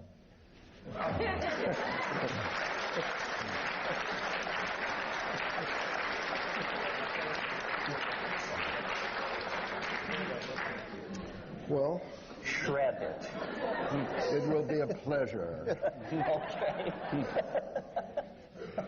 I think that this is, I'm glad that we have arrived now at the field of science fiction and fantasy, and that we can speak about alternative futures, which is the true gist of science fiction and fantasy.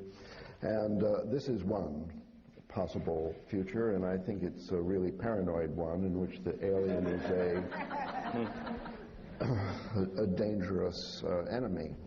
Well, not necessarily. And I think that this paranoid fantasy of yours, although you're catching up nicely,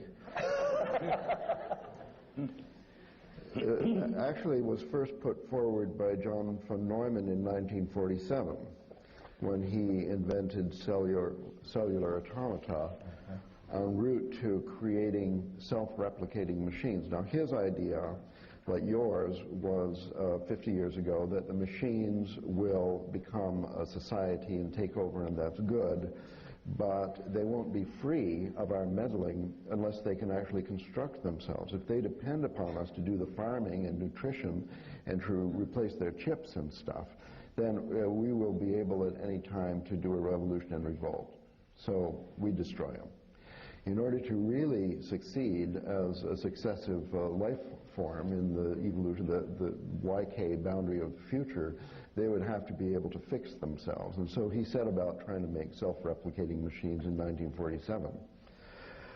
So the World Wide Web and megahertz CPUs notwithstanding, this is still rather an old story. The new story is, I think, an alternative future that is of great importance for us to discuss and to compare, especially if we are now today in a position where we could choose future, we could influence the future.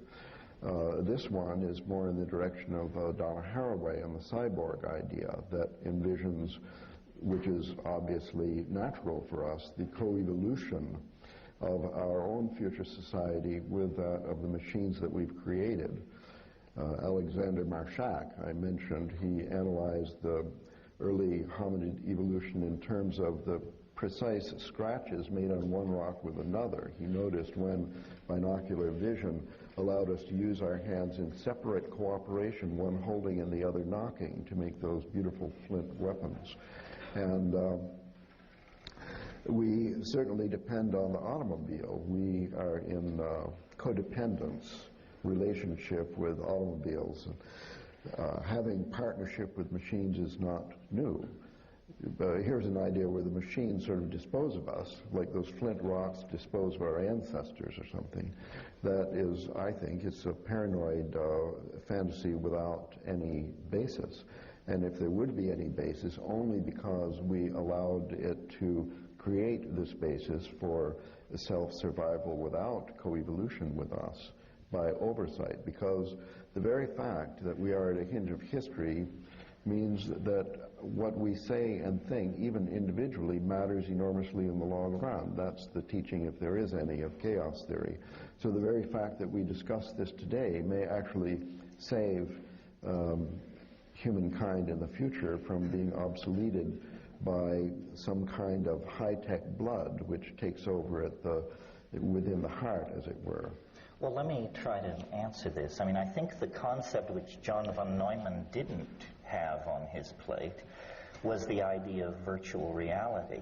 Your objection that the machines cannot escape our control because they cannot manufacture themselves only applies to 3D and real time. Now the concept of virtual reality is very crude. It's a cartoon world. If the office desk is convincing, people think the virtual reality is quite advanced. But obviously in the near future, we will have virtual realities whose complexity is much greater than simply a reality which gives an impression of being a visual three-dimensional space. And computers will be built in these realities. Virtual computers will be the source of the AI, not real hardware, but virtual hardware running virtual code in virtual realities, and in that domain, well, maybe, but that's a complete fantasy. As a matter of fact, all the machines that we've seen today require maintenance by a human on a daily basis. The software requires maintenance, the hardware requires maintenance, the parts simply wear out. There are moving parts. Virtual reality, Internet, seen as one machine, was built to be indestructible. The AI will not be located on a CPU. It will be a distributed intelligence. If 14 people worldwide, the right 14 people, decided to stop repairing it, the World Wide Web would go down in 3 days. I think you... Anyway, we could, let's say, suppose that we could create any future that we wanted. The one you're talking about can only be created if we want it. Now, I'm just trying to propose an alternative. In the alternative, like the automobile, the machines that we build and ourselves are in codependence and co-evolution. The function of the World Wide Web is to unite our independent spirits and intelligences in a universal mind of the world which has a higher intelligence than our present social order. That's the possibility of the cyborg, of the human and the machine in essential partnership. But you're assuming that the conscious mind is actually in control of the process. In fact, the World Wide Web is growing under the influence of many, many processes and dynamics, none of which are conscious to any individual. It goes where money goes. It goes where expertise goes. It is connected through informational association, random fluctuation, chaotic reordering of itself. We here give great force to the idea that complex systems can produce unexpected forms of novelty, and yet we have unchained and unleashed the most complex system ever created in the perfect confidence that we will be able to control its development and evolution, when in fact history has shown we have never controlled the development and evolution of even our speech and print-driven social systems. I'm certainly not saying that your paranoid fantasy is an impossibility. Oh, well, that's all I want to hear. Even paranoids have enemies. It may actually come to pass. What I'm saying is that we are involved in the ongoing creative process, which more or less determines the future. I say more or less because, in fact, there are evolutionary steps which are completely out of control.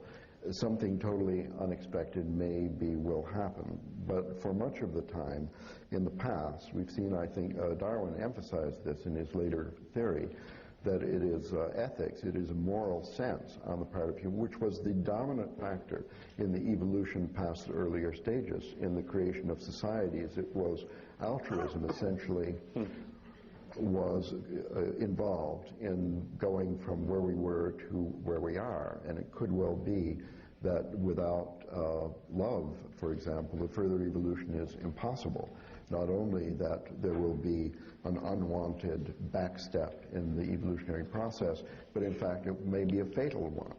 That it is only through proceeding with the best instincts that we have, with the highest aspirations, with love, with best informed view of future alternatives, and so only then can we build a future which is sustainable. So So anybody can build a future which is unsustainable. For example, all those board games and science fiction books, you wouldn't want to try them out on, a country as large as China. Well, I hardly know where to begin myself, because you had 6 steps in your argument, and I don't agree with any of them. I mean, first of all, to deal with the first few steps, one would have to go through a lot of fairly familiar material to do with what's wrong with the Cartesian, mechanistic, materialistic view of the world. Step 1, clear thinking, calculating machinery can be formalized. This is an assumption that's basic to a lot of cognitive psychology. It's basic to the Cartesian. Descartes himself thought that what made human intellects human was their ability to think logically, clear and distinct ideas, essentially mathematical logic. But however, as we all know, by making that the essential characteristic of human beings, he made the rational intellect, what many people would call the left brain rational intellect, the sole definition of human beings. It's a disembodied, logical, rational intelligence. So this whole premise on which your whole thing's based is taking that particular model of cognitive, logical, mathematical processing as being the essence of intelligence. Now, there are many people who would disagree with that, including me. It leaves out art, it leaves out ethics, religion, and essentially it leaves out the body and everything to do with body and participation and the senses. So there's a huge amount of critiques of that point of view already around, and there's no point in reiterating them all here. But this is a highly disputable starting point for the whole system. Secondly, the emphasis that life depends on DNA information, the DNA code is just a program. This is the central premise of mechanistic biology, which is leading to biotechnology, genetic engineering, Monsanto, etc. This is old paradigm stuff of the most extreme kind. It's reductionism, it's that all life's just DNA programs and code, and can therefore be modeled in this kind of programming code manner. Then there's the assumption, that's the second step. The third assumption is that artificial intelligence used to be dismissed, but these criticisms have been overtaken. I don't think that's true of the most interesting ones, like Roger Penrose's criticism of artificial intelligence.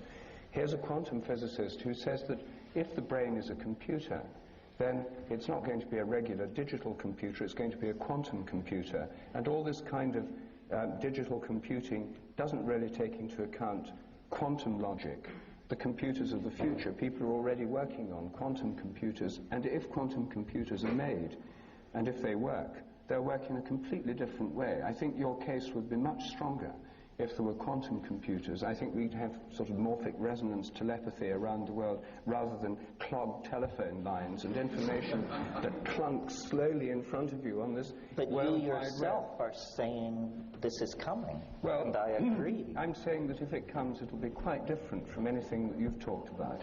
I think it will answer your first objection, because the quantum computers will incorporate fuzzy logic, which will exemplify all these warm, fuzzy human qualities that you found so appealing. No, I don't think it'll deal with the essential problem that this purely cognitive-based way of modeling intelligence is either an adequate model of human intelligence or of biological intelligence or of life, or of a system that could actually achieve the power to control our existence. I think it's a very limited part of what a mind does. And I think, therefore, that the premises on which this whole, Ralph called it a fantasy, a paranoid fantasy, the premises on which this is based... That helped.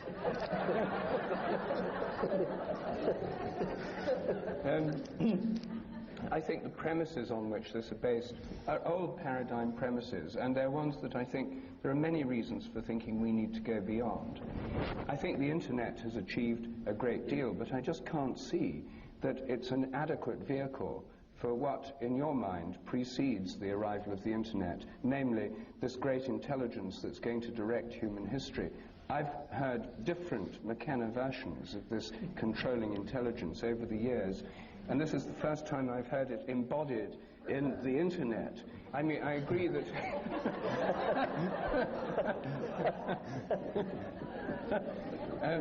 I mean, it took different forms. Last time we talked, I think it was a hypothetical time machine that would invade from the future and cause a collapse of normal human cognitive boundaries, where the machine elves, the DMT experience, etc., would take over in a meltdown of human consciousness in 2012. That too.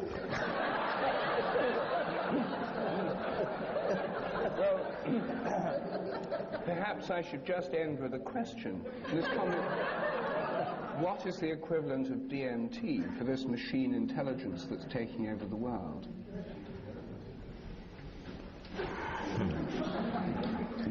Well, perhaps the human brain will become a model for the ingression of novelty into the machine intelligence. In other words, in spite of the fact that it seems very contentious down here on the stage at the moment, in a way I have a feeling it's an artificial setup. There's a lot of both-and possibilities here. Obviously, nanotechnology and the internet are not going to proceed forward in a vacuum absent pharmacology, complexity theory, so forth and so on. I can imagine that really when we have the kind of internet we want, we will have no internet at all, because our nanotechnological engineering skills will have allowed us to smoothly integrate ourselves into the already existing dynamic of nature that regulates the planet as a Gaian entity, as a holistic entity. And I did say in my little presentation, we're using bicycle mechanic terminology to try and describe something that is around several corners in terms of scientific and historical developments that have to take place before it will make much sense. Nevertheless, given the acceleration into novelty that is obviously occurring, stuff like quantum teleportation and so forth and so on, I think in the next few years, one by one, these barriers will fall. And I don't really think of my vision as paranoid, because it is pronoic. In other words, it isn't that we're going to be ground up as dog food for the rainforest by malevolent machines. It's that what we have generated is a sympathetic companion to our journey through time that can actually realistically integrate our imaginative fantasies of a loving human community, of a generous and loving God, of a perfect knowledge of the mechanics of nature. This is a prosthesis, a tool, a companion, all of the above plus more that we are generating out of ourselves, and it is part of ourselves. I mean, yes, the body may be carried forward only as an image in a kind of informational superspace, or perhaps not. Part of what makes this easy to criticize is that it is in fact so beyond the ordinary set of circumstances we're used to manipulating. But we need to think in terms of these supposedly far-flung futures, because there is no future so far-flung that it doesn't fall within the ambit of the next 20 years. Beyond that, no one can project trends, technologies, and situations, because the developments of the next 20 years will so completely reformulate the human experience of being human and the landscape of this planet that it's preposterous to talk about. Well, I can't, before I respond to the main thing, I can't but pass without commenting on this next 20 years comment, because 20 years from now is 2018, Terence. I thought...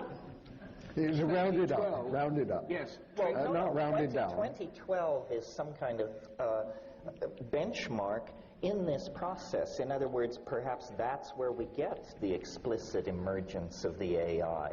But the rest of human, I won't call it history, but the rest of the human experience of being will then be defined by such things as a planetary intelligence, time travel, possible Bell communication with all the civilizations scattered through the galaxy, possible ability to download ourselves into machines. This is a point I didn't make in my presentation. Once inside the machine, your perception of time is related to the hertz speed of the machine.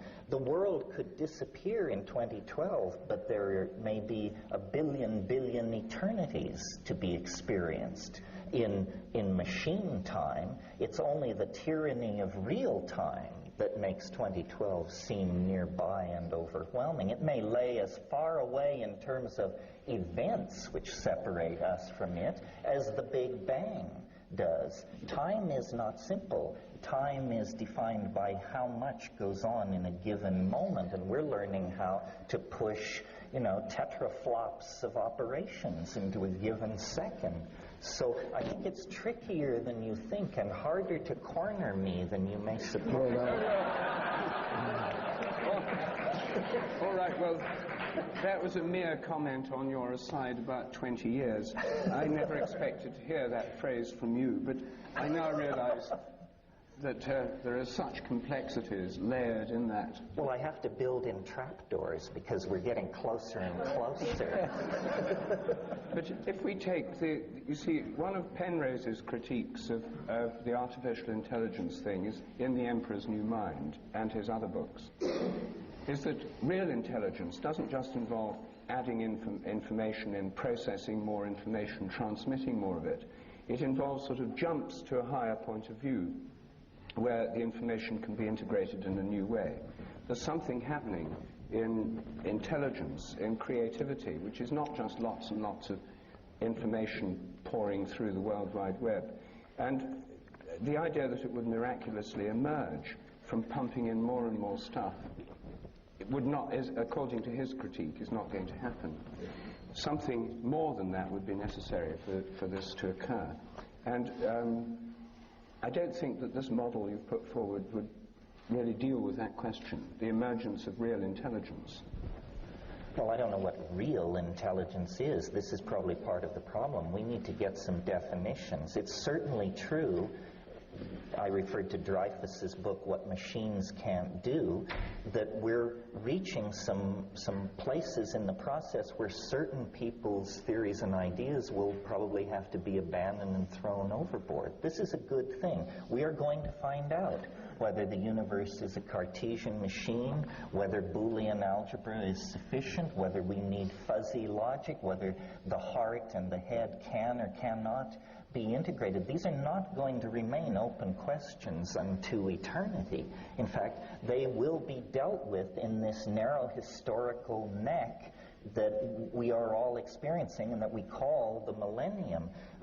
I think reductionism will not survive. I think we are going to find that, all is in everything. Something like the alchemical notion of the microcosm and the macrocosm is actually going to be scientifically secured. The great thing about us and the rest of our colleagues we enjoy who aren't present is that we're engaged in the business of radical speculation. Well, obviously there's a high triage in that game. My position is that the best idea will win. And what best means is like saying, what is fit in Darwinian rhetoric. But that we're in an intellectual environment rapidly mutating. All kinds of ideas are clashing and competing for limited resources and the limited number of minds to run themselves on.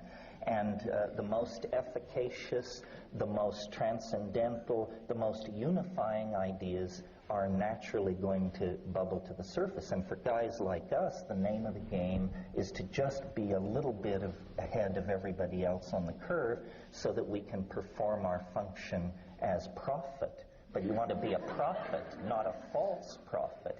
But the danger it comes with the ambition, and there's no way to tease them apart except to live into the future.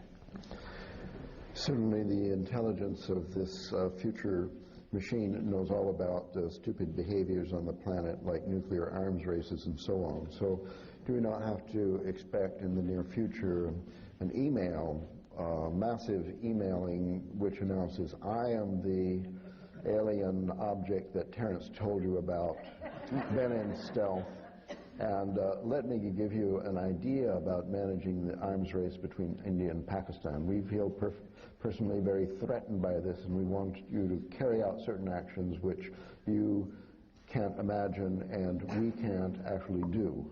We cannot anticipate what ultra-intelligence would look like. For example, I have heard the argument that nothing advanced humanness on this planet like the use of nuclear weapons against Japanese cities, because that was so horrifying that it awoke people to their dilemma, and for 50 years afterwards, political institutions, however much they may have unleashed local genocide and toxification of the environment, they actually were able to steer around that catastrophe. So you mustn't fall prey to the error of situationalism. Situationalism is where you say, if we do X and Y, then F will result. No, you don't know what Well, you will happen. suggested that the alien object would secure its future by downloading multiple copies into nooks and crannies of the World Wide Web. And I'm saying if its existence depends on that much materiality, then it could easily be wiped out by a nuclear war. Therefore, it has to be very interested in the fact there are 20, 30,000 nuclear bombs still moving around this planet.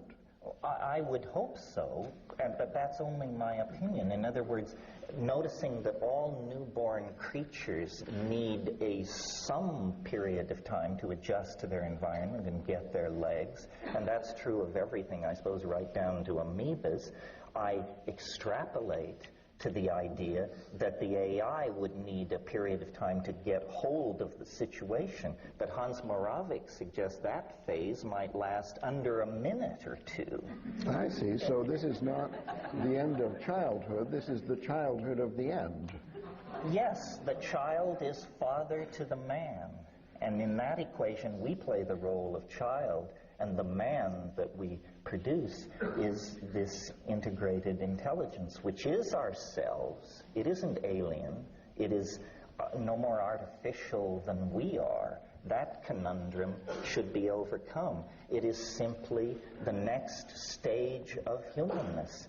And humanness may have many rungs on the ladder to ascend. Surely in 100 years, 1,000 years, 1,000,000 years, we, if we exist, will be utterly unrecognizable to ourselves, and we will probably still be worried about preserving and enhancing the quality of human values. Terence, one point, you've probably got an answer for this, and if not, you'll soon think of one. But it's a trivial point in a way, but in the biological evolution, the appearance of some new state of a system usually depends either on an internal change which cripples the usual system, a mutation, or on an environmental changed environment. Systems left to themselves tend to just go along in the usual way. Now, the entire World Wide Web and Internet is about to get a sort of massive shock to the system if this Millennium bug thing actually happens. Do you see that as playing any role, since we're talking about the Millennium, and since the Millennium bug is right there in the system? Do you see it as playing any part in this process, or merely just a nuisance that can be fixed by hiring lots more programmers? Well, I sort of came up under the tutelage of Eric Jansch, and one of the things he was always insisted upon was what he called metastability, which boiled down simply means most systems are less fragile than we suppose. I see the Y to K thing as a culling I don't see it as a flinging apart of the achievements of the last 1,000 years. Just I haven't got Y to K. What's Y to K? That's this Millennium bug that you're referring to. That's the code name for it. Yes, exactly. That's what the insiders call it. I see. Right.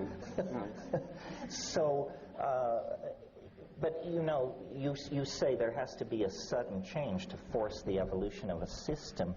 Dyson makes very strongly and persuasively the point that this connecting together of all these processors, the processors themselves have no intelligence at all. They have the intelligence of a cell or maybe even just a strand of DNA.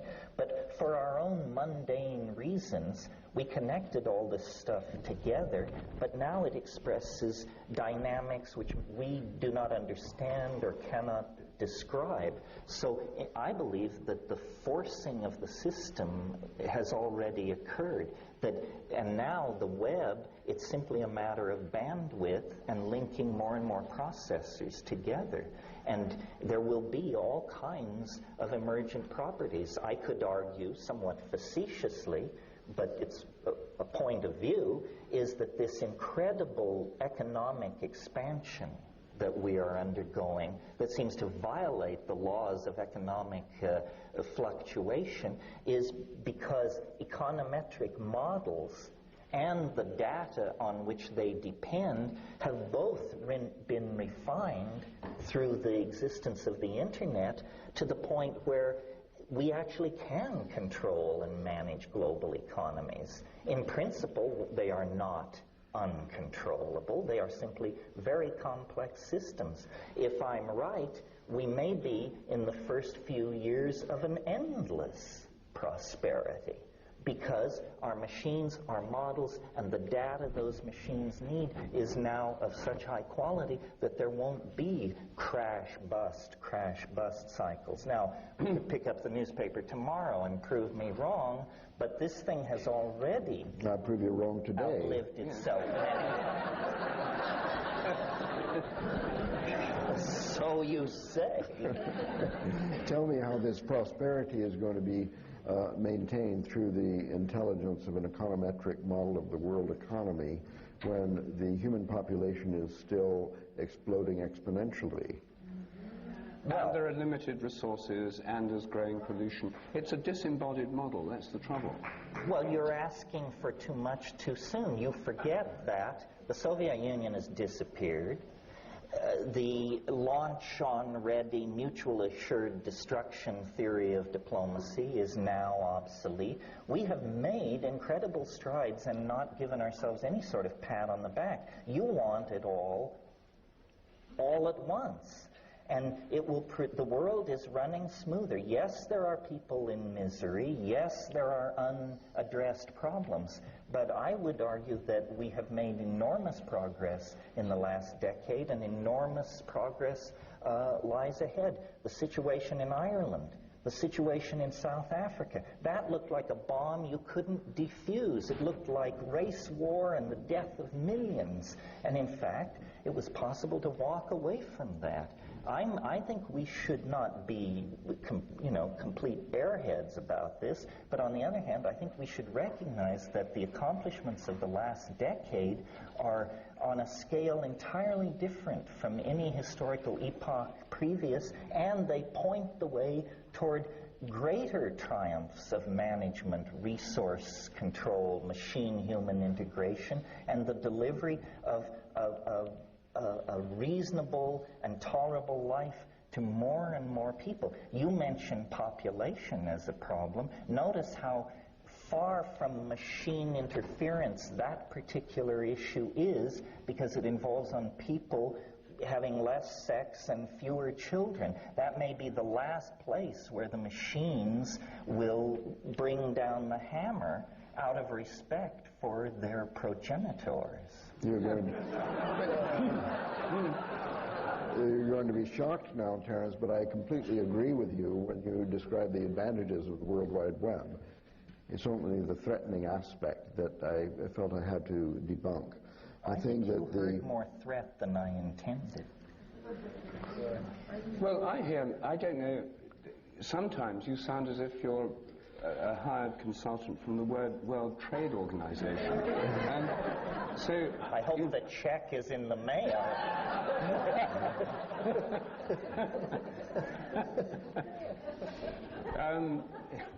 But I mean, this idea that it'll all be taken care of, I mean, there's so many things that, like the Asian economic crisis, I mean, one doesn't want to look too much on the bleak side of things, but I just don't believe that this interconnectivity is going to solve these problems. And insofar as it is enlisted by the forces of the World Trade Organization, multinational companies, and so on, it's not going to be working on the side of a kind of political view of things, local economies, more sustainable agriculture, and so on, that many of us hold dear.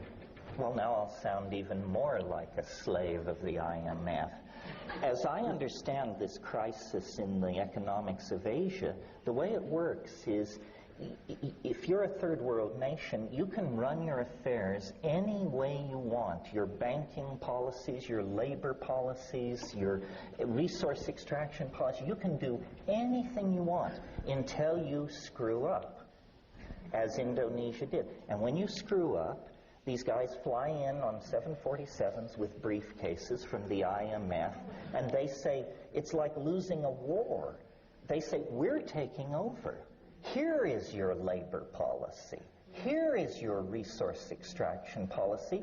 Here's how you're going to revalue your currency. Here's our plan for restructuring your entire society top to bottom. And by God, if you don't fall into line, we're going to pull the plug on the money. So one by one, these outlaw freewheeling operations do stumble and generate crises, and at that point the web's umbrella is extended over them, and they have to then fall into line and join the global economy, which is run from Brussels and Geneva and London, but which seems to produce a better result for most people than allowing these nations to self-regulate themselves.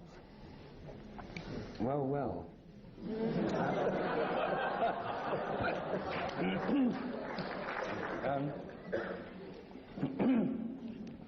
Well, you see, I mean, I think that's one of the arguments why many people would distrust global capitalism, the World Trade Organization, multinational corporations, and indeed the World Wide Web, or at least the Internet. This whole computer network is so bound up with the structure of economic and political power that it's hard to disentangle them.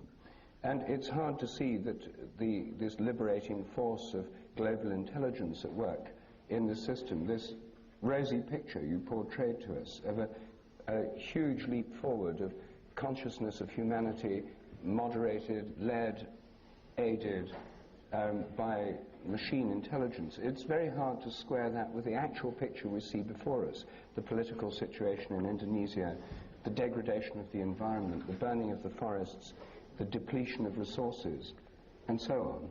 I just cannot see this optimistic picture and what I see as threatening realities as easily as you do, as just all being for the well and all being for the good in the best of all possible worlds. Well, I think we're on the cusp. I agree with you. I think in 5 years, if we sit down and have this conversation, either you will agree with me effortlessly, or I will agree with you effortlessly. By that time, it will be clear. Either there will have been catastrophic wars in Asia, the enormous collapse of economies spreading misery to millions of people, or the firm hand of these new global electronic modalities will have been exposed, and people will be living in a world of, as you say, rosy expectations. We're in the narrow neck. This is the heat of battle. The fog of war has descended upon us here at the Millennium. But by 2002, 2003, it will be clear that that the bifurcation has gone one way or another. I don't know, it just does remind me of a passage I read in On the Edge by Edward St. Aubyn. Page, where are we, 150.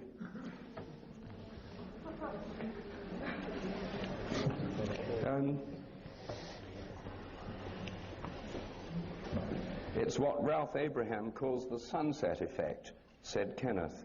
While there's a beautiful sunset, even if the optical effects are produced by pollution, people won't understand the magnitude of the crisis. So I think that this, I mean, your sense of the magnitude of the crisis in an environmental sense seems to bear no relation to your optimism about this computer system. I just cannot put them together. Perhaps the problem that we will have to address without the intercession of machines is this population thing, because this passage you read directly impinges on that. Whether or not the machines decide to keep us around may depend on whether we present them with a picture of falling populations and rising living standards, or whether we present the AI with the spectacle of rampant, unpoliced population growth and resource extraction. Because that's linked into our biology, this may be the act of maturity which the future demands of us, that the machines will be largely irrelevant in impacting. So I'm not entirely... Well, this is a whole new debate, actually. The population thing assumes there's an equal consumption of resources. Yesterday I got onto the Whidbey Island ferry, and I found it very hard to struggle. I was a foot passenger, struggle past a recreational vehicle the size of a school bus. A whole quantum leap in RV standards that I'd not come across, where members of the American population are consuming more than an entire Indian village. So I don't think it's total population that's involved. And so I don't see that as the principal crisis, in fact. Well, it's certainly true that a woman in a high-tech industrial democracy who has a child, that child consumes about 800% more resources in its lifetime than a child born in Bangladesh. Nevertheless, it's the populations of the high-tech industrial democracies that are most educated and most susceptible to responding to the logic of global crisis and limiting their population. Where do we preach population control? Bangladesh, Pakistan. Why? Because that doesn't cause us any inconvenience. If we would appeal to the women of the high-tech industrial democracies, and do more than appeal to them, offer them incentives, cancel income tax, cradle to the grave medical care, free links to the World Wide Web. Free links to the World Wide Web. But we can't just beat our breasts over the population issue. We have to recognize that it is related to resource extraction, and it is a problem driven by the consuming policies of the high-tech industrial democracies.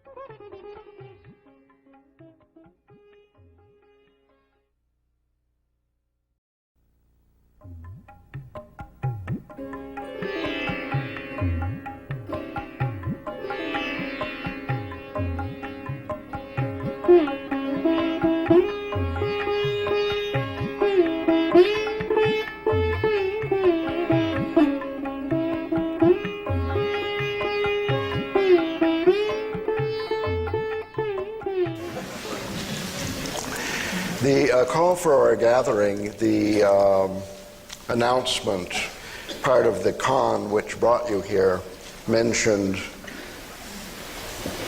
the edge of the millennium, at the edge of the millennium. And so far, the millennium has been present by subtle implication alone.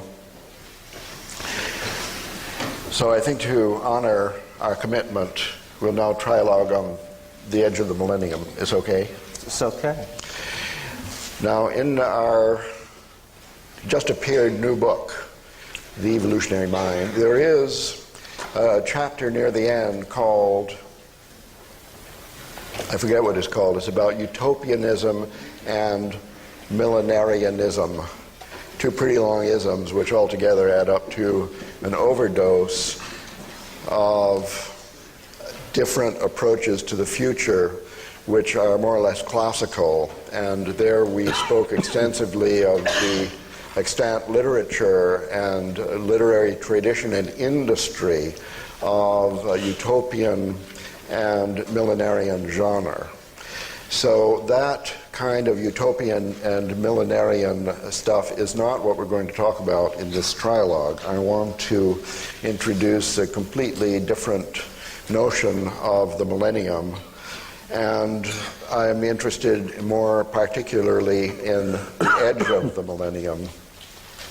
And here's how it goes. This is partly, according to me, a mathematical view of history that brings up this particular version of the idea of the millennium. And nevertheless, other people have written a similar view of history without any explicit recourse to mathematics, so I think it's pretty general. It has to do, this view of history, with the approach we've taken toward biological evolution, that it goes forward in catastrophes and critical leaps and so on, sudden jumps. The punctuated equilibrium approach to history says that history goes along in a kind of a level plateau, developmentally speaking, although there may be a gradual development up or down overall. And then every once in a while there is a big leap. The first such view of history, I think, that we know about was presented by the ancient Egyptians. So this is nothing new. Now, in my own work, I have classified some major plateaus, including the last one, the one that we're at the end of now, according to my system of history, began 6,000 years ago or 5,500 years ago with the invention of the wheel and the first city-states and stuff like that, talking Sumer, talking Babylonia, talking ancient Egypt here. And so that's a 6,000-year plateau. Now, other people, for example, Bill Thompson, somebody we know and talk to about world cultural history, he has a similar scheme in which the plateau now ending is only 300 or 400 years old. See, there were the people who really wrote about this explosion idea in world cultural history was Jakob Burckhardt. Burckhardt said the Renaissance was a quantum leap in world cultural history, and then other people said, well, what about Giotto? You know, what about Patatrio? What about Boccaccio? And the truth is that whenever you look at two major milestones in history and consider that between the milestones to be a sort of a level road, then somebody will come along and find a smaller milestone in there.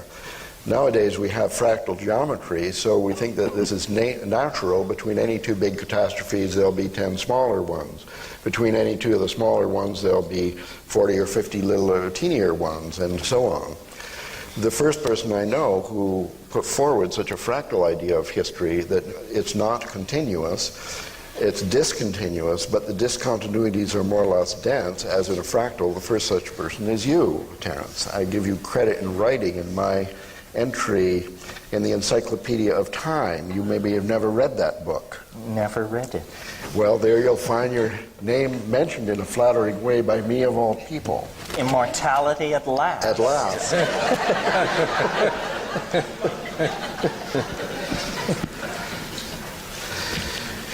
Well, to make a long story short, it's these controversial plateaus of history that I'm going to call millennia.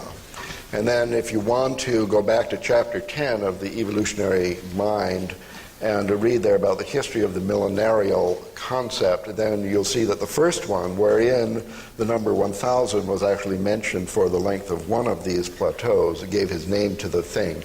It was a special case of my more abstract idea of millennium. It's the plateau of history.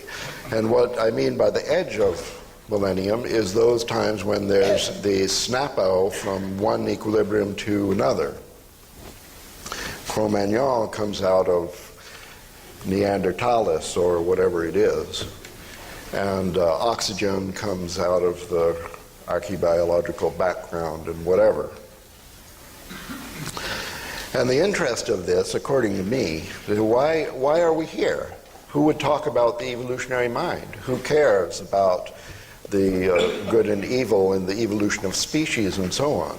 This must be interesting only to the degree to which it informs us in this very present moment regarding our choices that we will make in the creation of the future. So according to chaos theory and its partner theory of bifurcations, this is one of the main things it teaches, something like the butterfly effect that you've heard about. In a dynamical system, or a massively complex dynamical system such as we live in, when there is a moment of bifurcation, which is the technical math jargon for these snaps, that is the only time you get to do anything about the evolution of the system. So according to this self-inflating view, we live at a especially important special moment in history where when we think something or do something, it has actually an enormous effect on the future. Maybe not a direct determinative effect, but we can't really say what the outcome will be, but what we do has some influence on the creation of the future more than other times in history. And the bigger the jump, the bigger the leverage, where Archimedes said, give me a lever and I'll move the world. We have a lever now, and we care about what's coming next. So that's why the edge of the millennium, any edge of any of the millennia, is particularly important to those revolutionary souls who want to make a change in things. It's a special time. A century or 2 centuries ago, you could struggle for the creation of a chaos revolution, and it would be impossible because there were no computers around, or there were no movie makers in Hollywood or something. I don't know.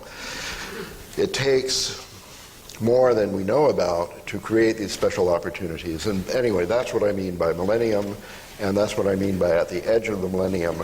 And now this is only a hypothesis for the sake of discussion, but I kind of think that this is very credible that we are at the edge of the millennium.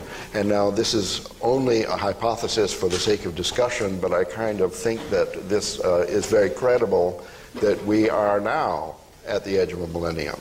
Therefore, we have to discuss this. And the question that I'm going to pose to you, Rupert and Ter,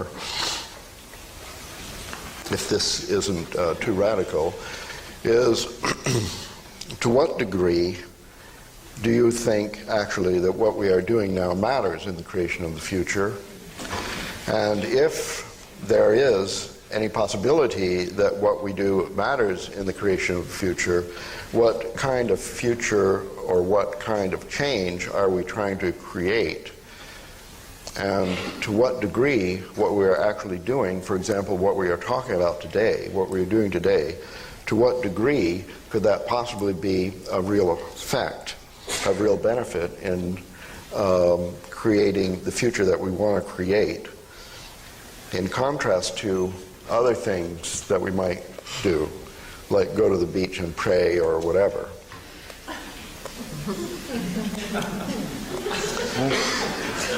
And particularly, should I stop here? Well, that's, I'm not sure. Yes, well, I'm trying to make this easier for you because I think this might be too difficult. As we... Well, I mean, I think I said this morning, or maybe I didn't, but I believe it and have said it many times, salvation is an act of cognitive apprehension.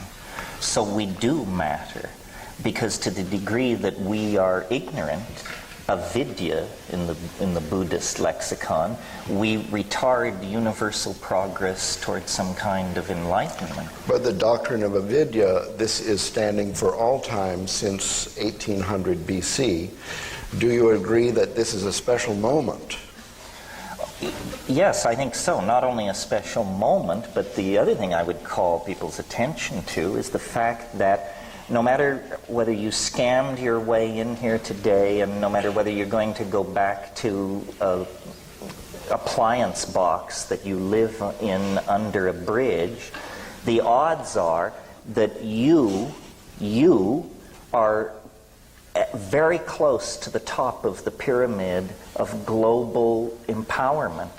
You are mostly white, mostly well-educated, mostly have enough disposable income to come to an event like this. It's worth pointing out that all that rides on the backs of those who do not have such privilege. And so, yeah, this is a moment of enormous opportunity, and those who find themselves in this moment with power, defined however you care to define it, have a moral obligation to act. And I don't advocate a certain political agenda, not that we must become Marxists or that we must become anything. What we must become is clear. We have the technologies and the informational structures and all the necessary abilities to create paradise on earth, to lift up the least among us to at least an acceptable level of comfort and freedom. Why do we not do that? Because what stands in our way is our own minds, our own habits. We must change our minds. That's the most powerful political work people in this room could do. And there is nobody who is so enlightened that they don't need to work on themselves and do this. To the degree that we can change our minds, we will escape extinction, marginality, and so forth and so on. And to the degree that we cannot change our minds, we will prolong the agony, perhaps unto death and extinction, perhaps only making the struggle more difficult. But yes, this is a moment of enormous opportunity. We have a yes. A yes. So you agree that it's a moment of special opportunity over the long and short scales of time, according to either mathematics or novelty theory? Yes. And you agree that we have a responsibility to do our best? Yes. And what you have to tell us is that if the 200 of us here change our minds, that would somehow have an ameliorative effect on the rest of the world and our creation of the future. Yes. How? How would it have this effect? Yes, by telepathic means, by the romance of photons. No, I think by the spread of clarity. The spread of clarity, the elimination of redundancy in the system, and the spreading of a sense of shared purpose and the possibility of achieving that purpose. It doesn't matter what you do beyond changing your mind for a better clarity? Well, I don't want to say absolutely it doesn't matter, but I think that's the first obligation. If you charge off with some political agenda that is not informed by clarity, you're going to end up with business as usual. The road to hell is paved with good intentions, but it is not paved with clarity.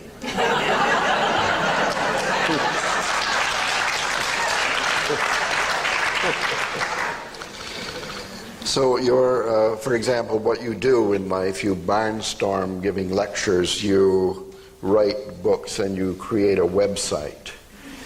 And the effect of this, hopefully, will be to promote clarity. Correct. Well, First of all, I certainly agree that for me personally, psychedelic experience has enhanced clarity, whereas some people think the opposite. Well, let us have vigorous debate by informed parties on this subject.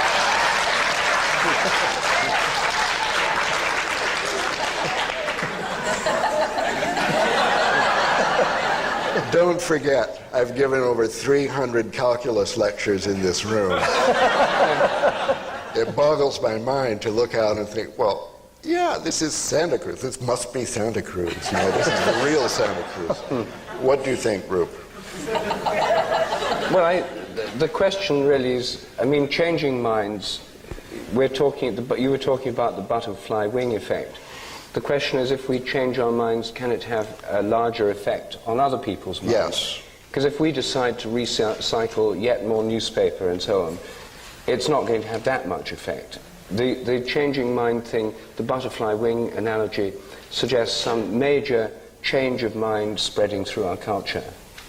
Now, I suspect that you think the medium for this transformation is the World Wide Web.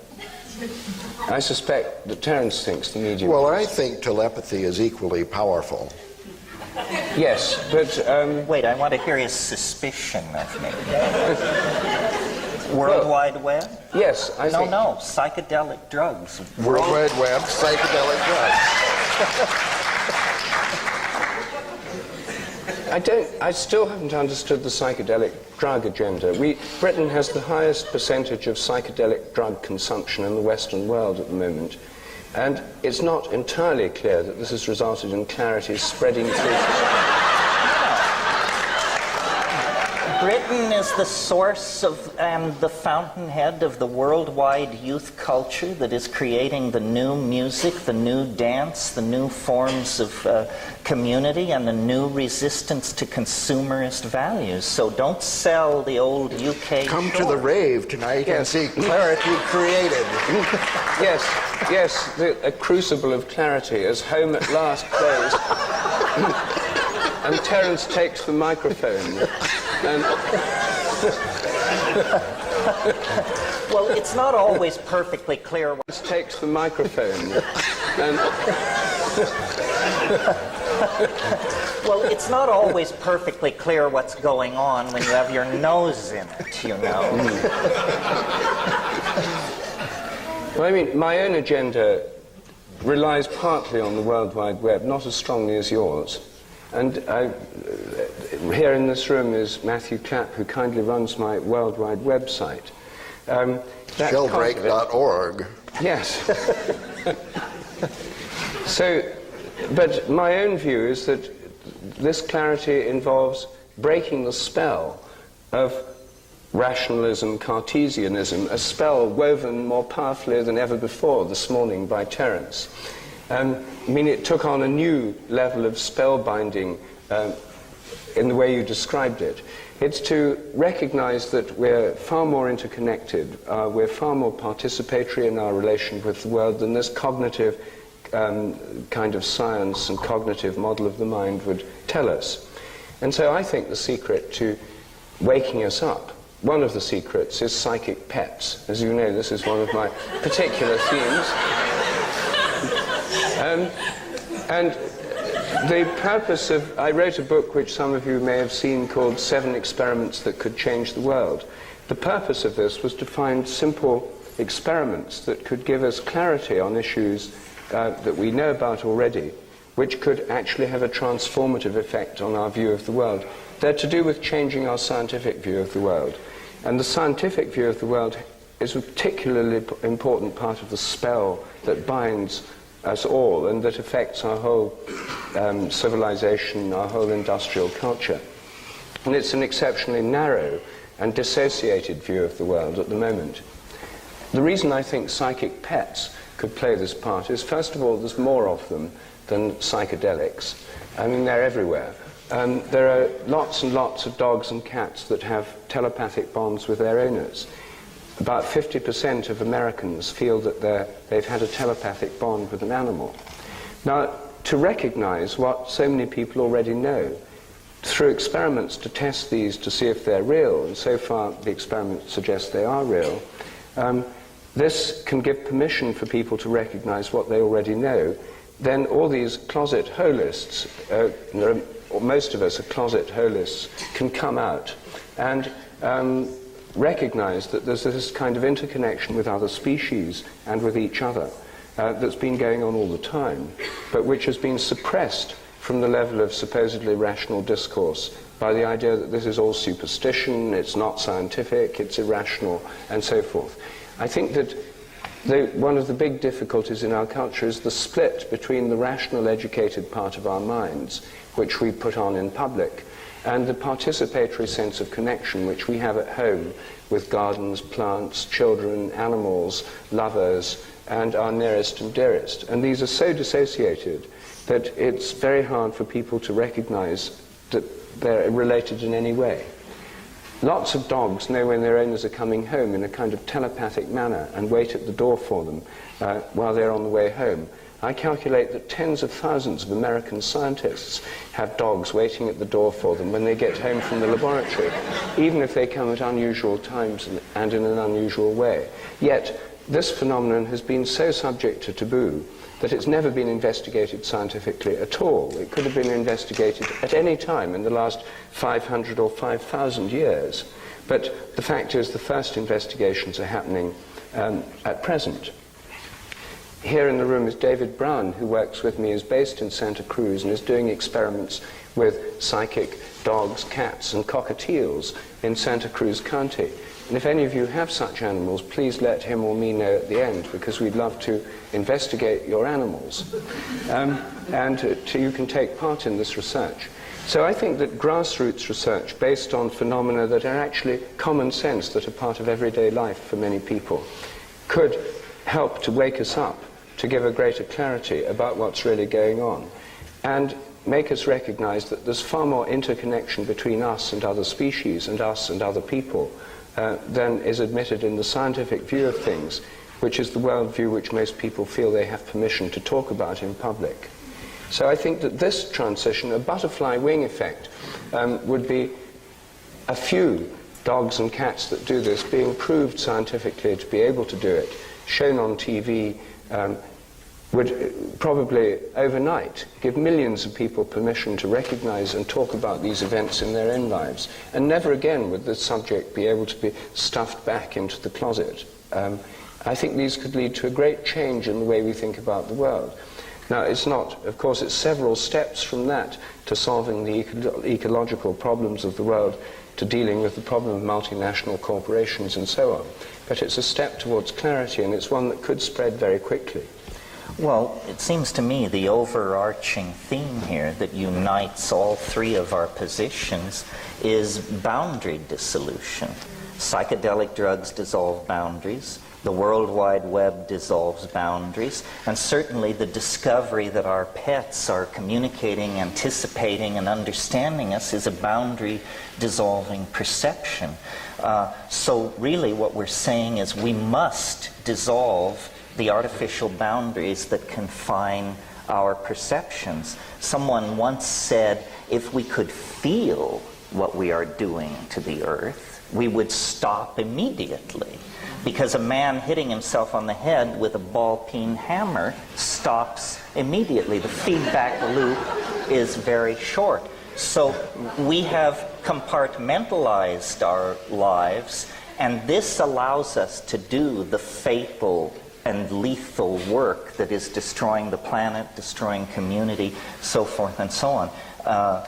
So maybe three answers as diverse as you've just heard here. You might search your own soul and ask what obsession or interest of mine would contribute to the grand project of boundary dissolution.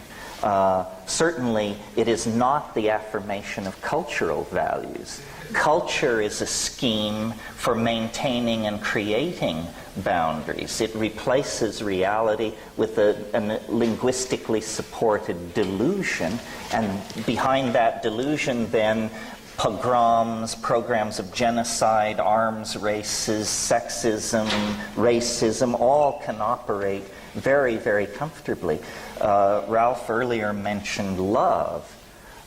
generally speaking, love is a boundary-dissolving enterprise. So I think each of us, the three of us, all of you, in our way, should find ways to express love. And it's not treacly, it's not woo-woo, it's a very practical matter that has thousands of expressions. As long as we believe in mind and matter, rich and poor, living and dead, aboriginal and advanced, black and white, man and woman, then we're inevitably going to carry on a dualistic analysis of our dilemma, and we're going to produce incomplete agendas and answers.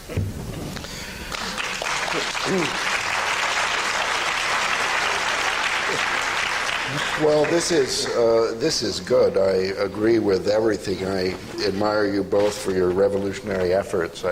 Nevertheless, I can't help having a sinking feeling. Here we are in the University of California. Naturally, my thoughts turn to the educational system. Now, we have here a group, I know there are actually a few undergraduates of the University of California at Santa Cruz are here by accident, as it were, and that's cool. But we have not yet taken over one regularly offered course of the university to enable students to learn science by doing research projects with psychic pets. Well, Ralph, the university is the last place where you would look for this. The university is the manufacturer of these cultural values that imprison us. Well, that's why I'm bringing up this subject of education at this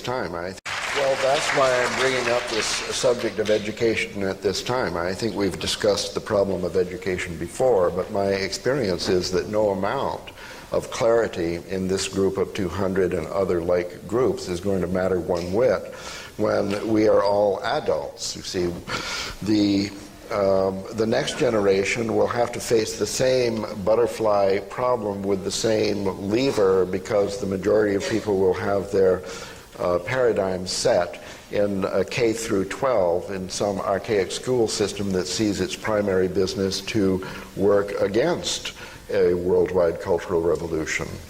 So the inertia, we have to overcome inertia, and we can talk about religion and psychedelics and getting clarity and so on. We know that the scientific establishment is a big obstacle as far as environmental problems are concerned, and so Rupert's work, the ultimate effect will be to deconstruct or revolutionize science, is very important in making a transformation among adult scientists worldwide. How can this matter at all if there's no change in the educational system, K through 12, pre-K, pre-K, and back to the womb, the parents, and so on? That this chicken and egg loop has got to be touched somewhere in a more sensitive spot than the adult community. And what do you propose? Well, you work with youth, I guess. You're interested in talking with younger people, and Rupert, I know that you're particularly active in education through the existence of your children who are now subject to the educational system that does this criminal brainwashing that I'm talking about.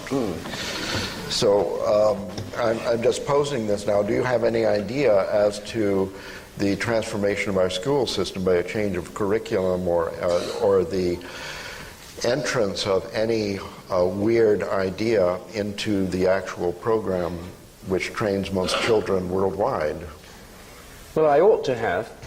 There's a story that perhaps not everyone here is familiar with, which is when I was in New York a couple of years ago, I was asked to visit a school in Long Island.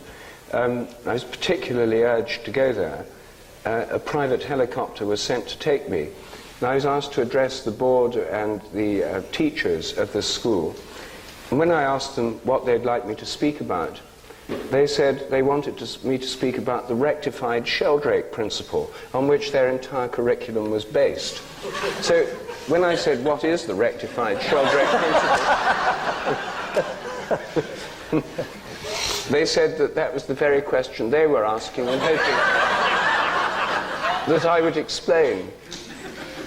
I then asked who had invented the rectified Sheldrake principle on which the curriculum was based, and they soon revealed that the author of this principle, or at least the author of the documents on which their entire curriculum were based, was Ralph Abraham.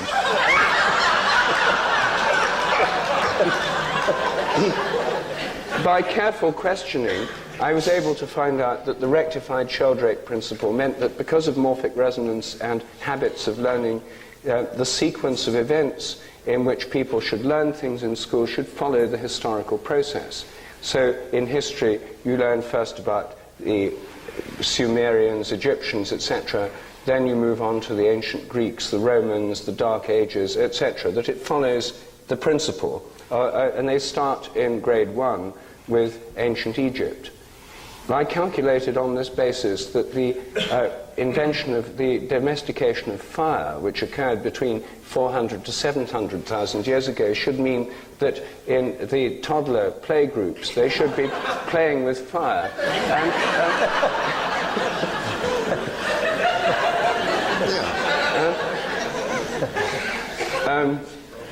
I pointed this out, but that wasn't part of the curriculum I was suggesting. I discovered that there was, in fact, an entire process of educational reform afoot in this country, behind which is the guiding genius of Ralph Abraham. So I think we should ask you this question, Ralph, since you've more experience than most of us. Well, I'd rather that people with less experience speak about it. Because my experience has been very disappointing. Oh, no. No.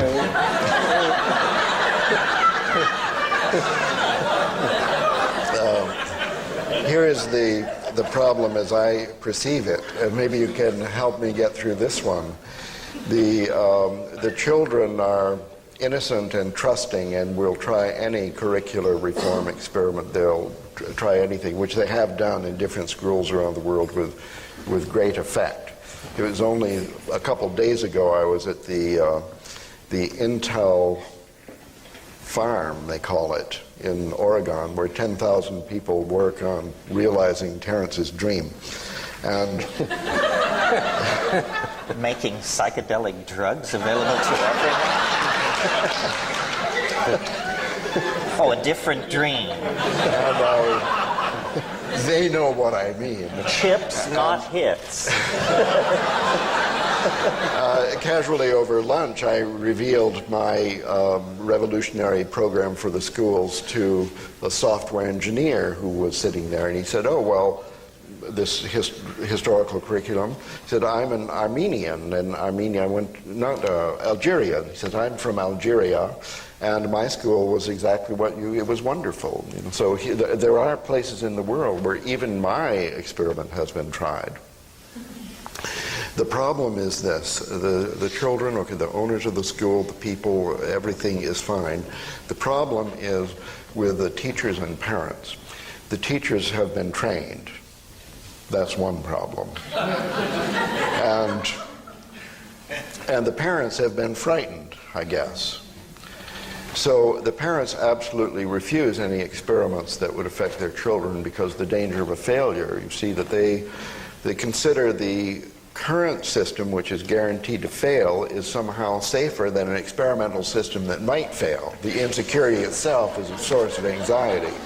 Well, I'm just analyzing. I don't really know what goes through their mind, but what I have discovered is that groups of parents come in and physically attack the teachers, the administrators, and so on, to guarantee that the time-worn, failure-proved system is performed as it always has been. You see the problem? Older people seem to be the problem. That's why Terence has recommended mushrooms. That's why Rupert has suggested psychic pets. You see how revolutionary is psychic pets? We're talking about the parents here, who after it's proof to them that what they already know is true by somebody in the authority of the scientific establishment, then their truth will become true for them for the first time due to the fact that they trust authority more than they trust their own experience.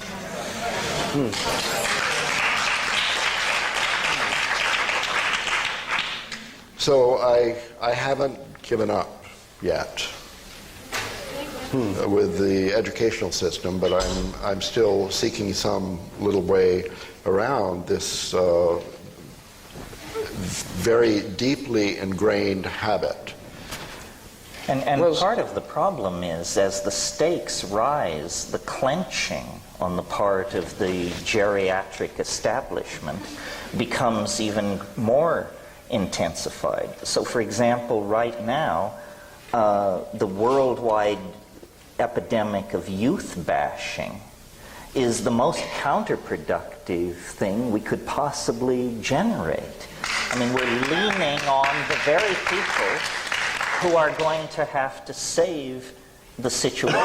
Why not admit the obsolescence and bankruptcy of the old models and take our foot off the neck of youth and honor an interest in psychedelic experimentalism, sexual redefining of roles, a new look at how we relate to work, a new look at how we sexual redefining of roles, a new look at how we relate to work, a new look at how we relate to community, instead of marginalizing youth culture and defining it as a phase, misguided, naive, foolish.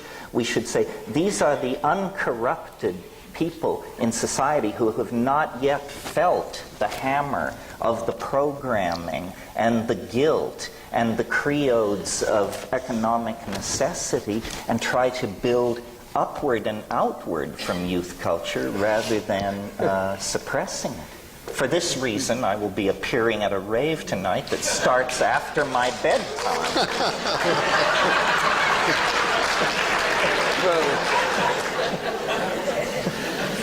Yeah, Ruth. I wish I could be persuaded by your persuasive rhetoric.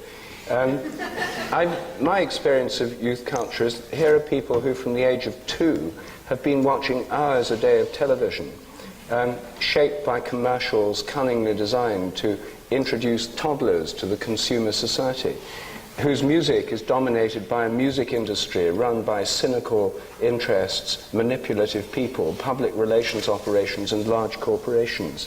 So to see this as uncontaminated, pure, the spirit of tomorrow, untarnished by the vices of today, seems to me to beg a number of questions.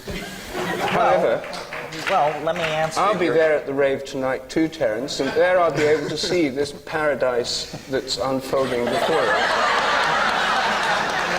Your point about television is well taken. I totally agree. I think this is the most pernicious programming and propaganda device around. It's about to be strangled by the World Wide Web. Well, and you can just turn off your TV, and I say that as someone who did. I raised my children without television because rather than just giving lip service to the idea that it's stupid, we actually acted on the perception that it's stupid. Yes, and we do too. But your other point about the youth culture's music being in the hands of capitalists and record companies is slightly out of touch with what's actually happening. For $500 you can buy a CDR burner. Bands do this, and most youth culture music is now put out in editions of under 1,000 pressings, and really the corporate middlemen have all been gone around, and the big record corporations are not at all in touch with real tastes and real creativity in the music business. They recycle garbage that they support with massive public relations programs at the same time that real creativity is alive and well and thriving on a fractalized micro scale that goes right around the desires of mass consumerism.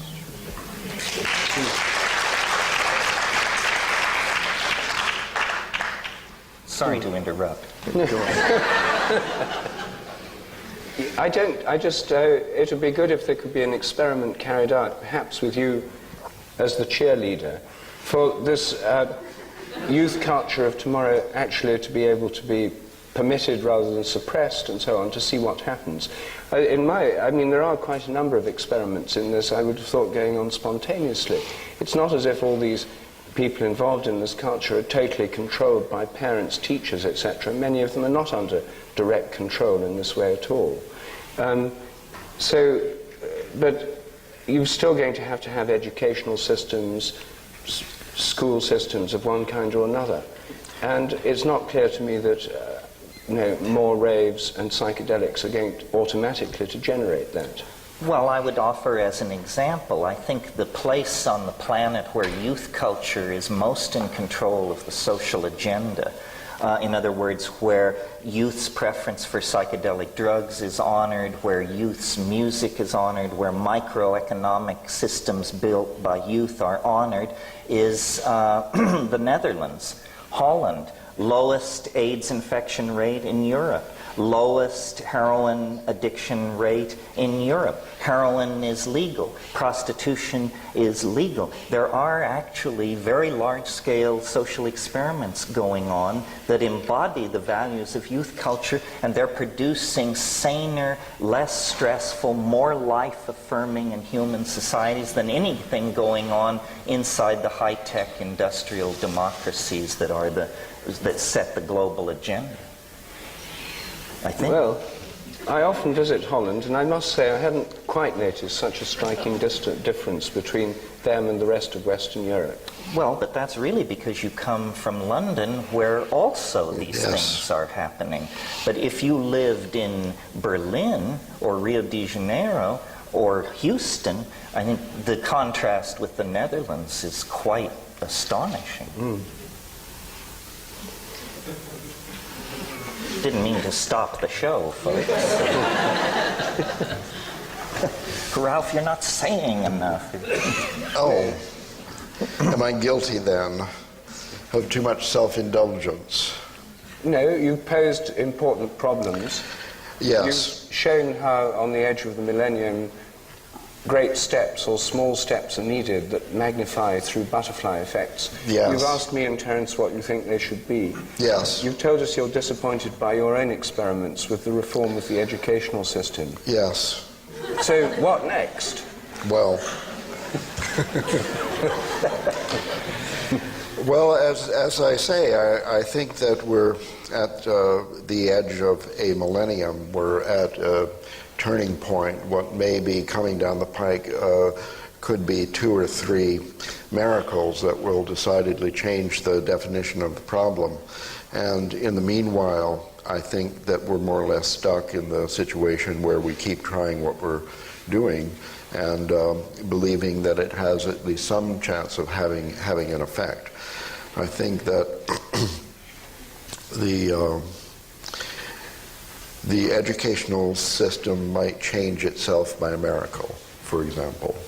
And it could do that in a way that had nothing whatsoever to do with any of our efforts, or in fact it may be that some little thing that we did mattered. I think that your work in the revolution of science is very important and very promising, and it's proceeded with essentially without funding, because the genius of the program that you've evolved is that it has this enormous leverage, and at every crossing of the road you've made the right choice to get more leverage. And Terence, I think that your program also is a good one, in that it's over the years changed in the direction of younger people, and that you've been changed your approach to maximize. And I don't see in either case that there's an enormous backlash working against you, that other revolutionary movements have been stopped by a backlash, and although you don't have funding, you don't have groups calling you up and threatening your life and so on. In my own case, I have felt, I've written about this endlessly. Besides writing mathematics, I write that mathematics is important. And through the microscopic analysis of the hinges of history, the edges of millennia past, I have pointed out exactly where, in each case, mathematics had a key role in the miracle and the bifurcation that happened. I think that a society that rejects mathematics cannot actually successfully deal with these problems, and therefore I've activated myself against the problem especially prevalent in the United States and concomitant with other problems that are especially prevalent in the United States, the problem of math, anxiety, avoidance, and misunderstanding.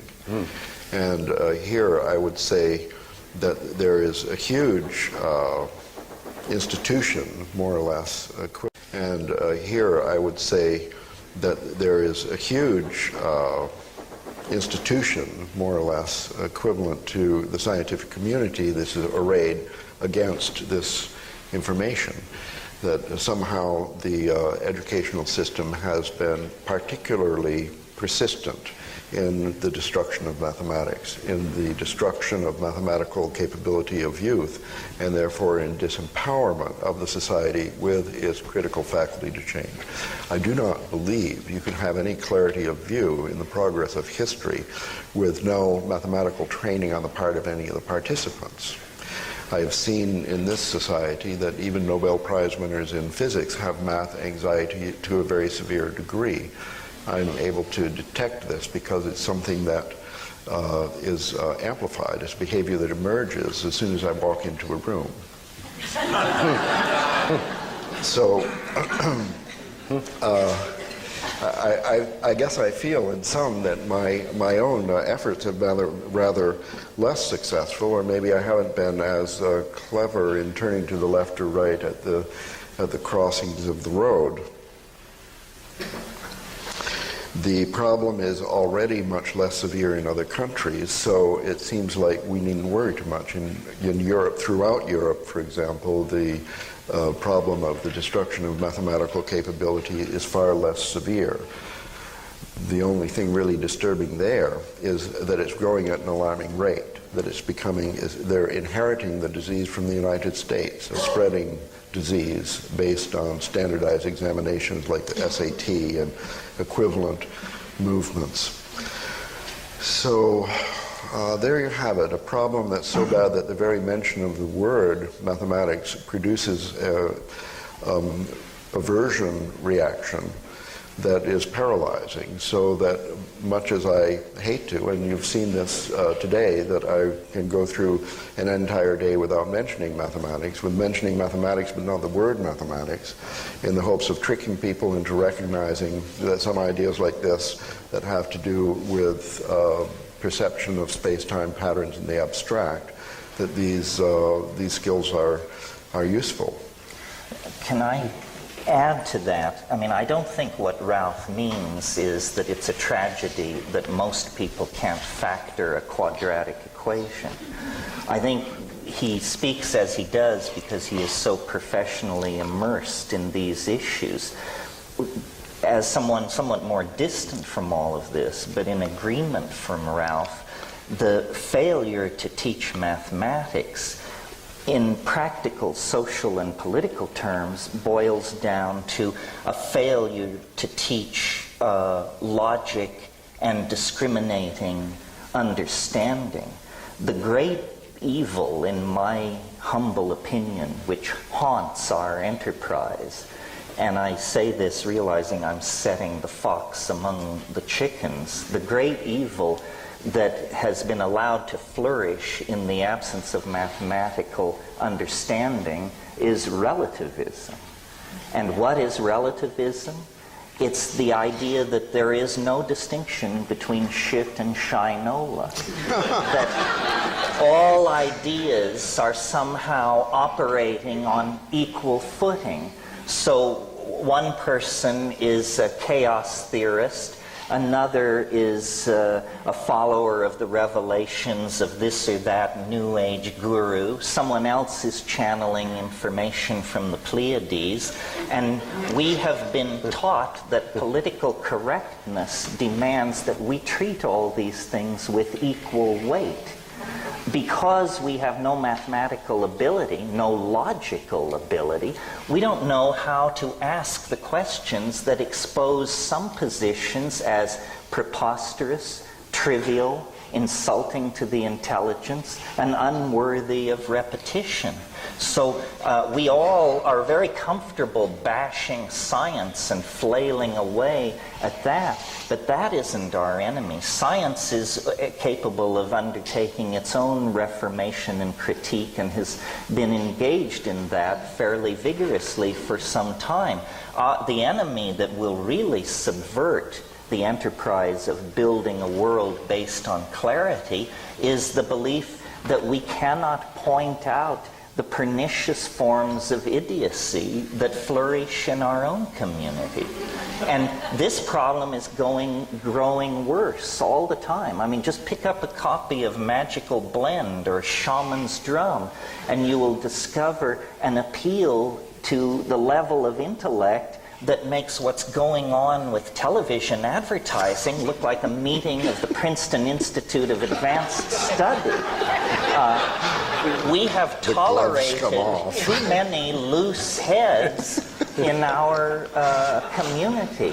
We are not willing to take on the karma involved in argument and discourse that actually gores somebody's ox, so that at the end of the day, iridology or Mormonism or some other form of institutionally supported foolishness lies in shreds on the floor. We consider this politically incorrect. I can feel the tension in this room because people sense I might gore their particular ox.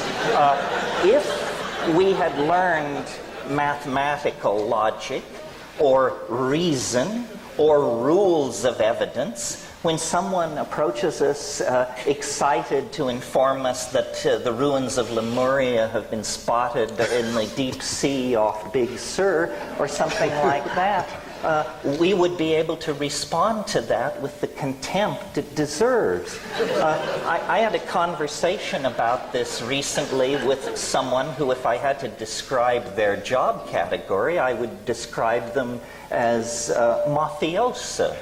And I said, what do you think of the abduction phenomenon?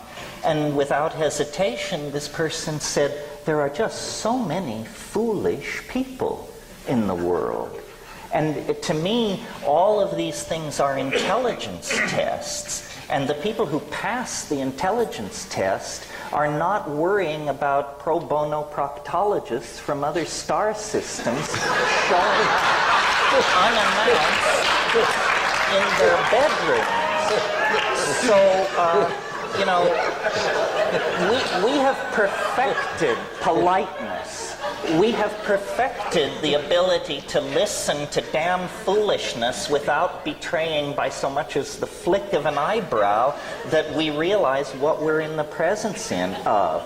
Now I think it's time to refine our mathematical skills, learn to think straight, and not be afraid to denounce the pernicious forms of foolishness which are vitiating the energies of our community and making us appear marginal and absurd in the discourse about truly transforming society.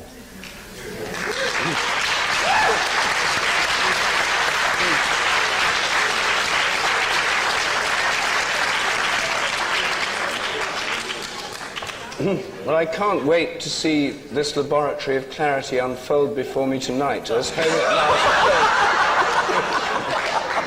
and as all nonsense is dispelled, the scalpel of reason is brought out by Terence. Yes, well, it is an ambiguous enterprise and fraught with contradiction, but forward, ever forward.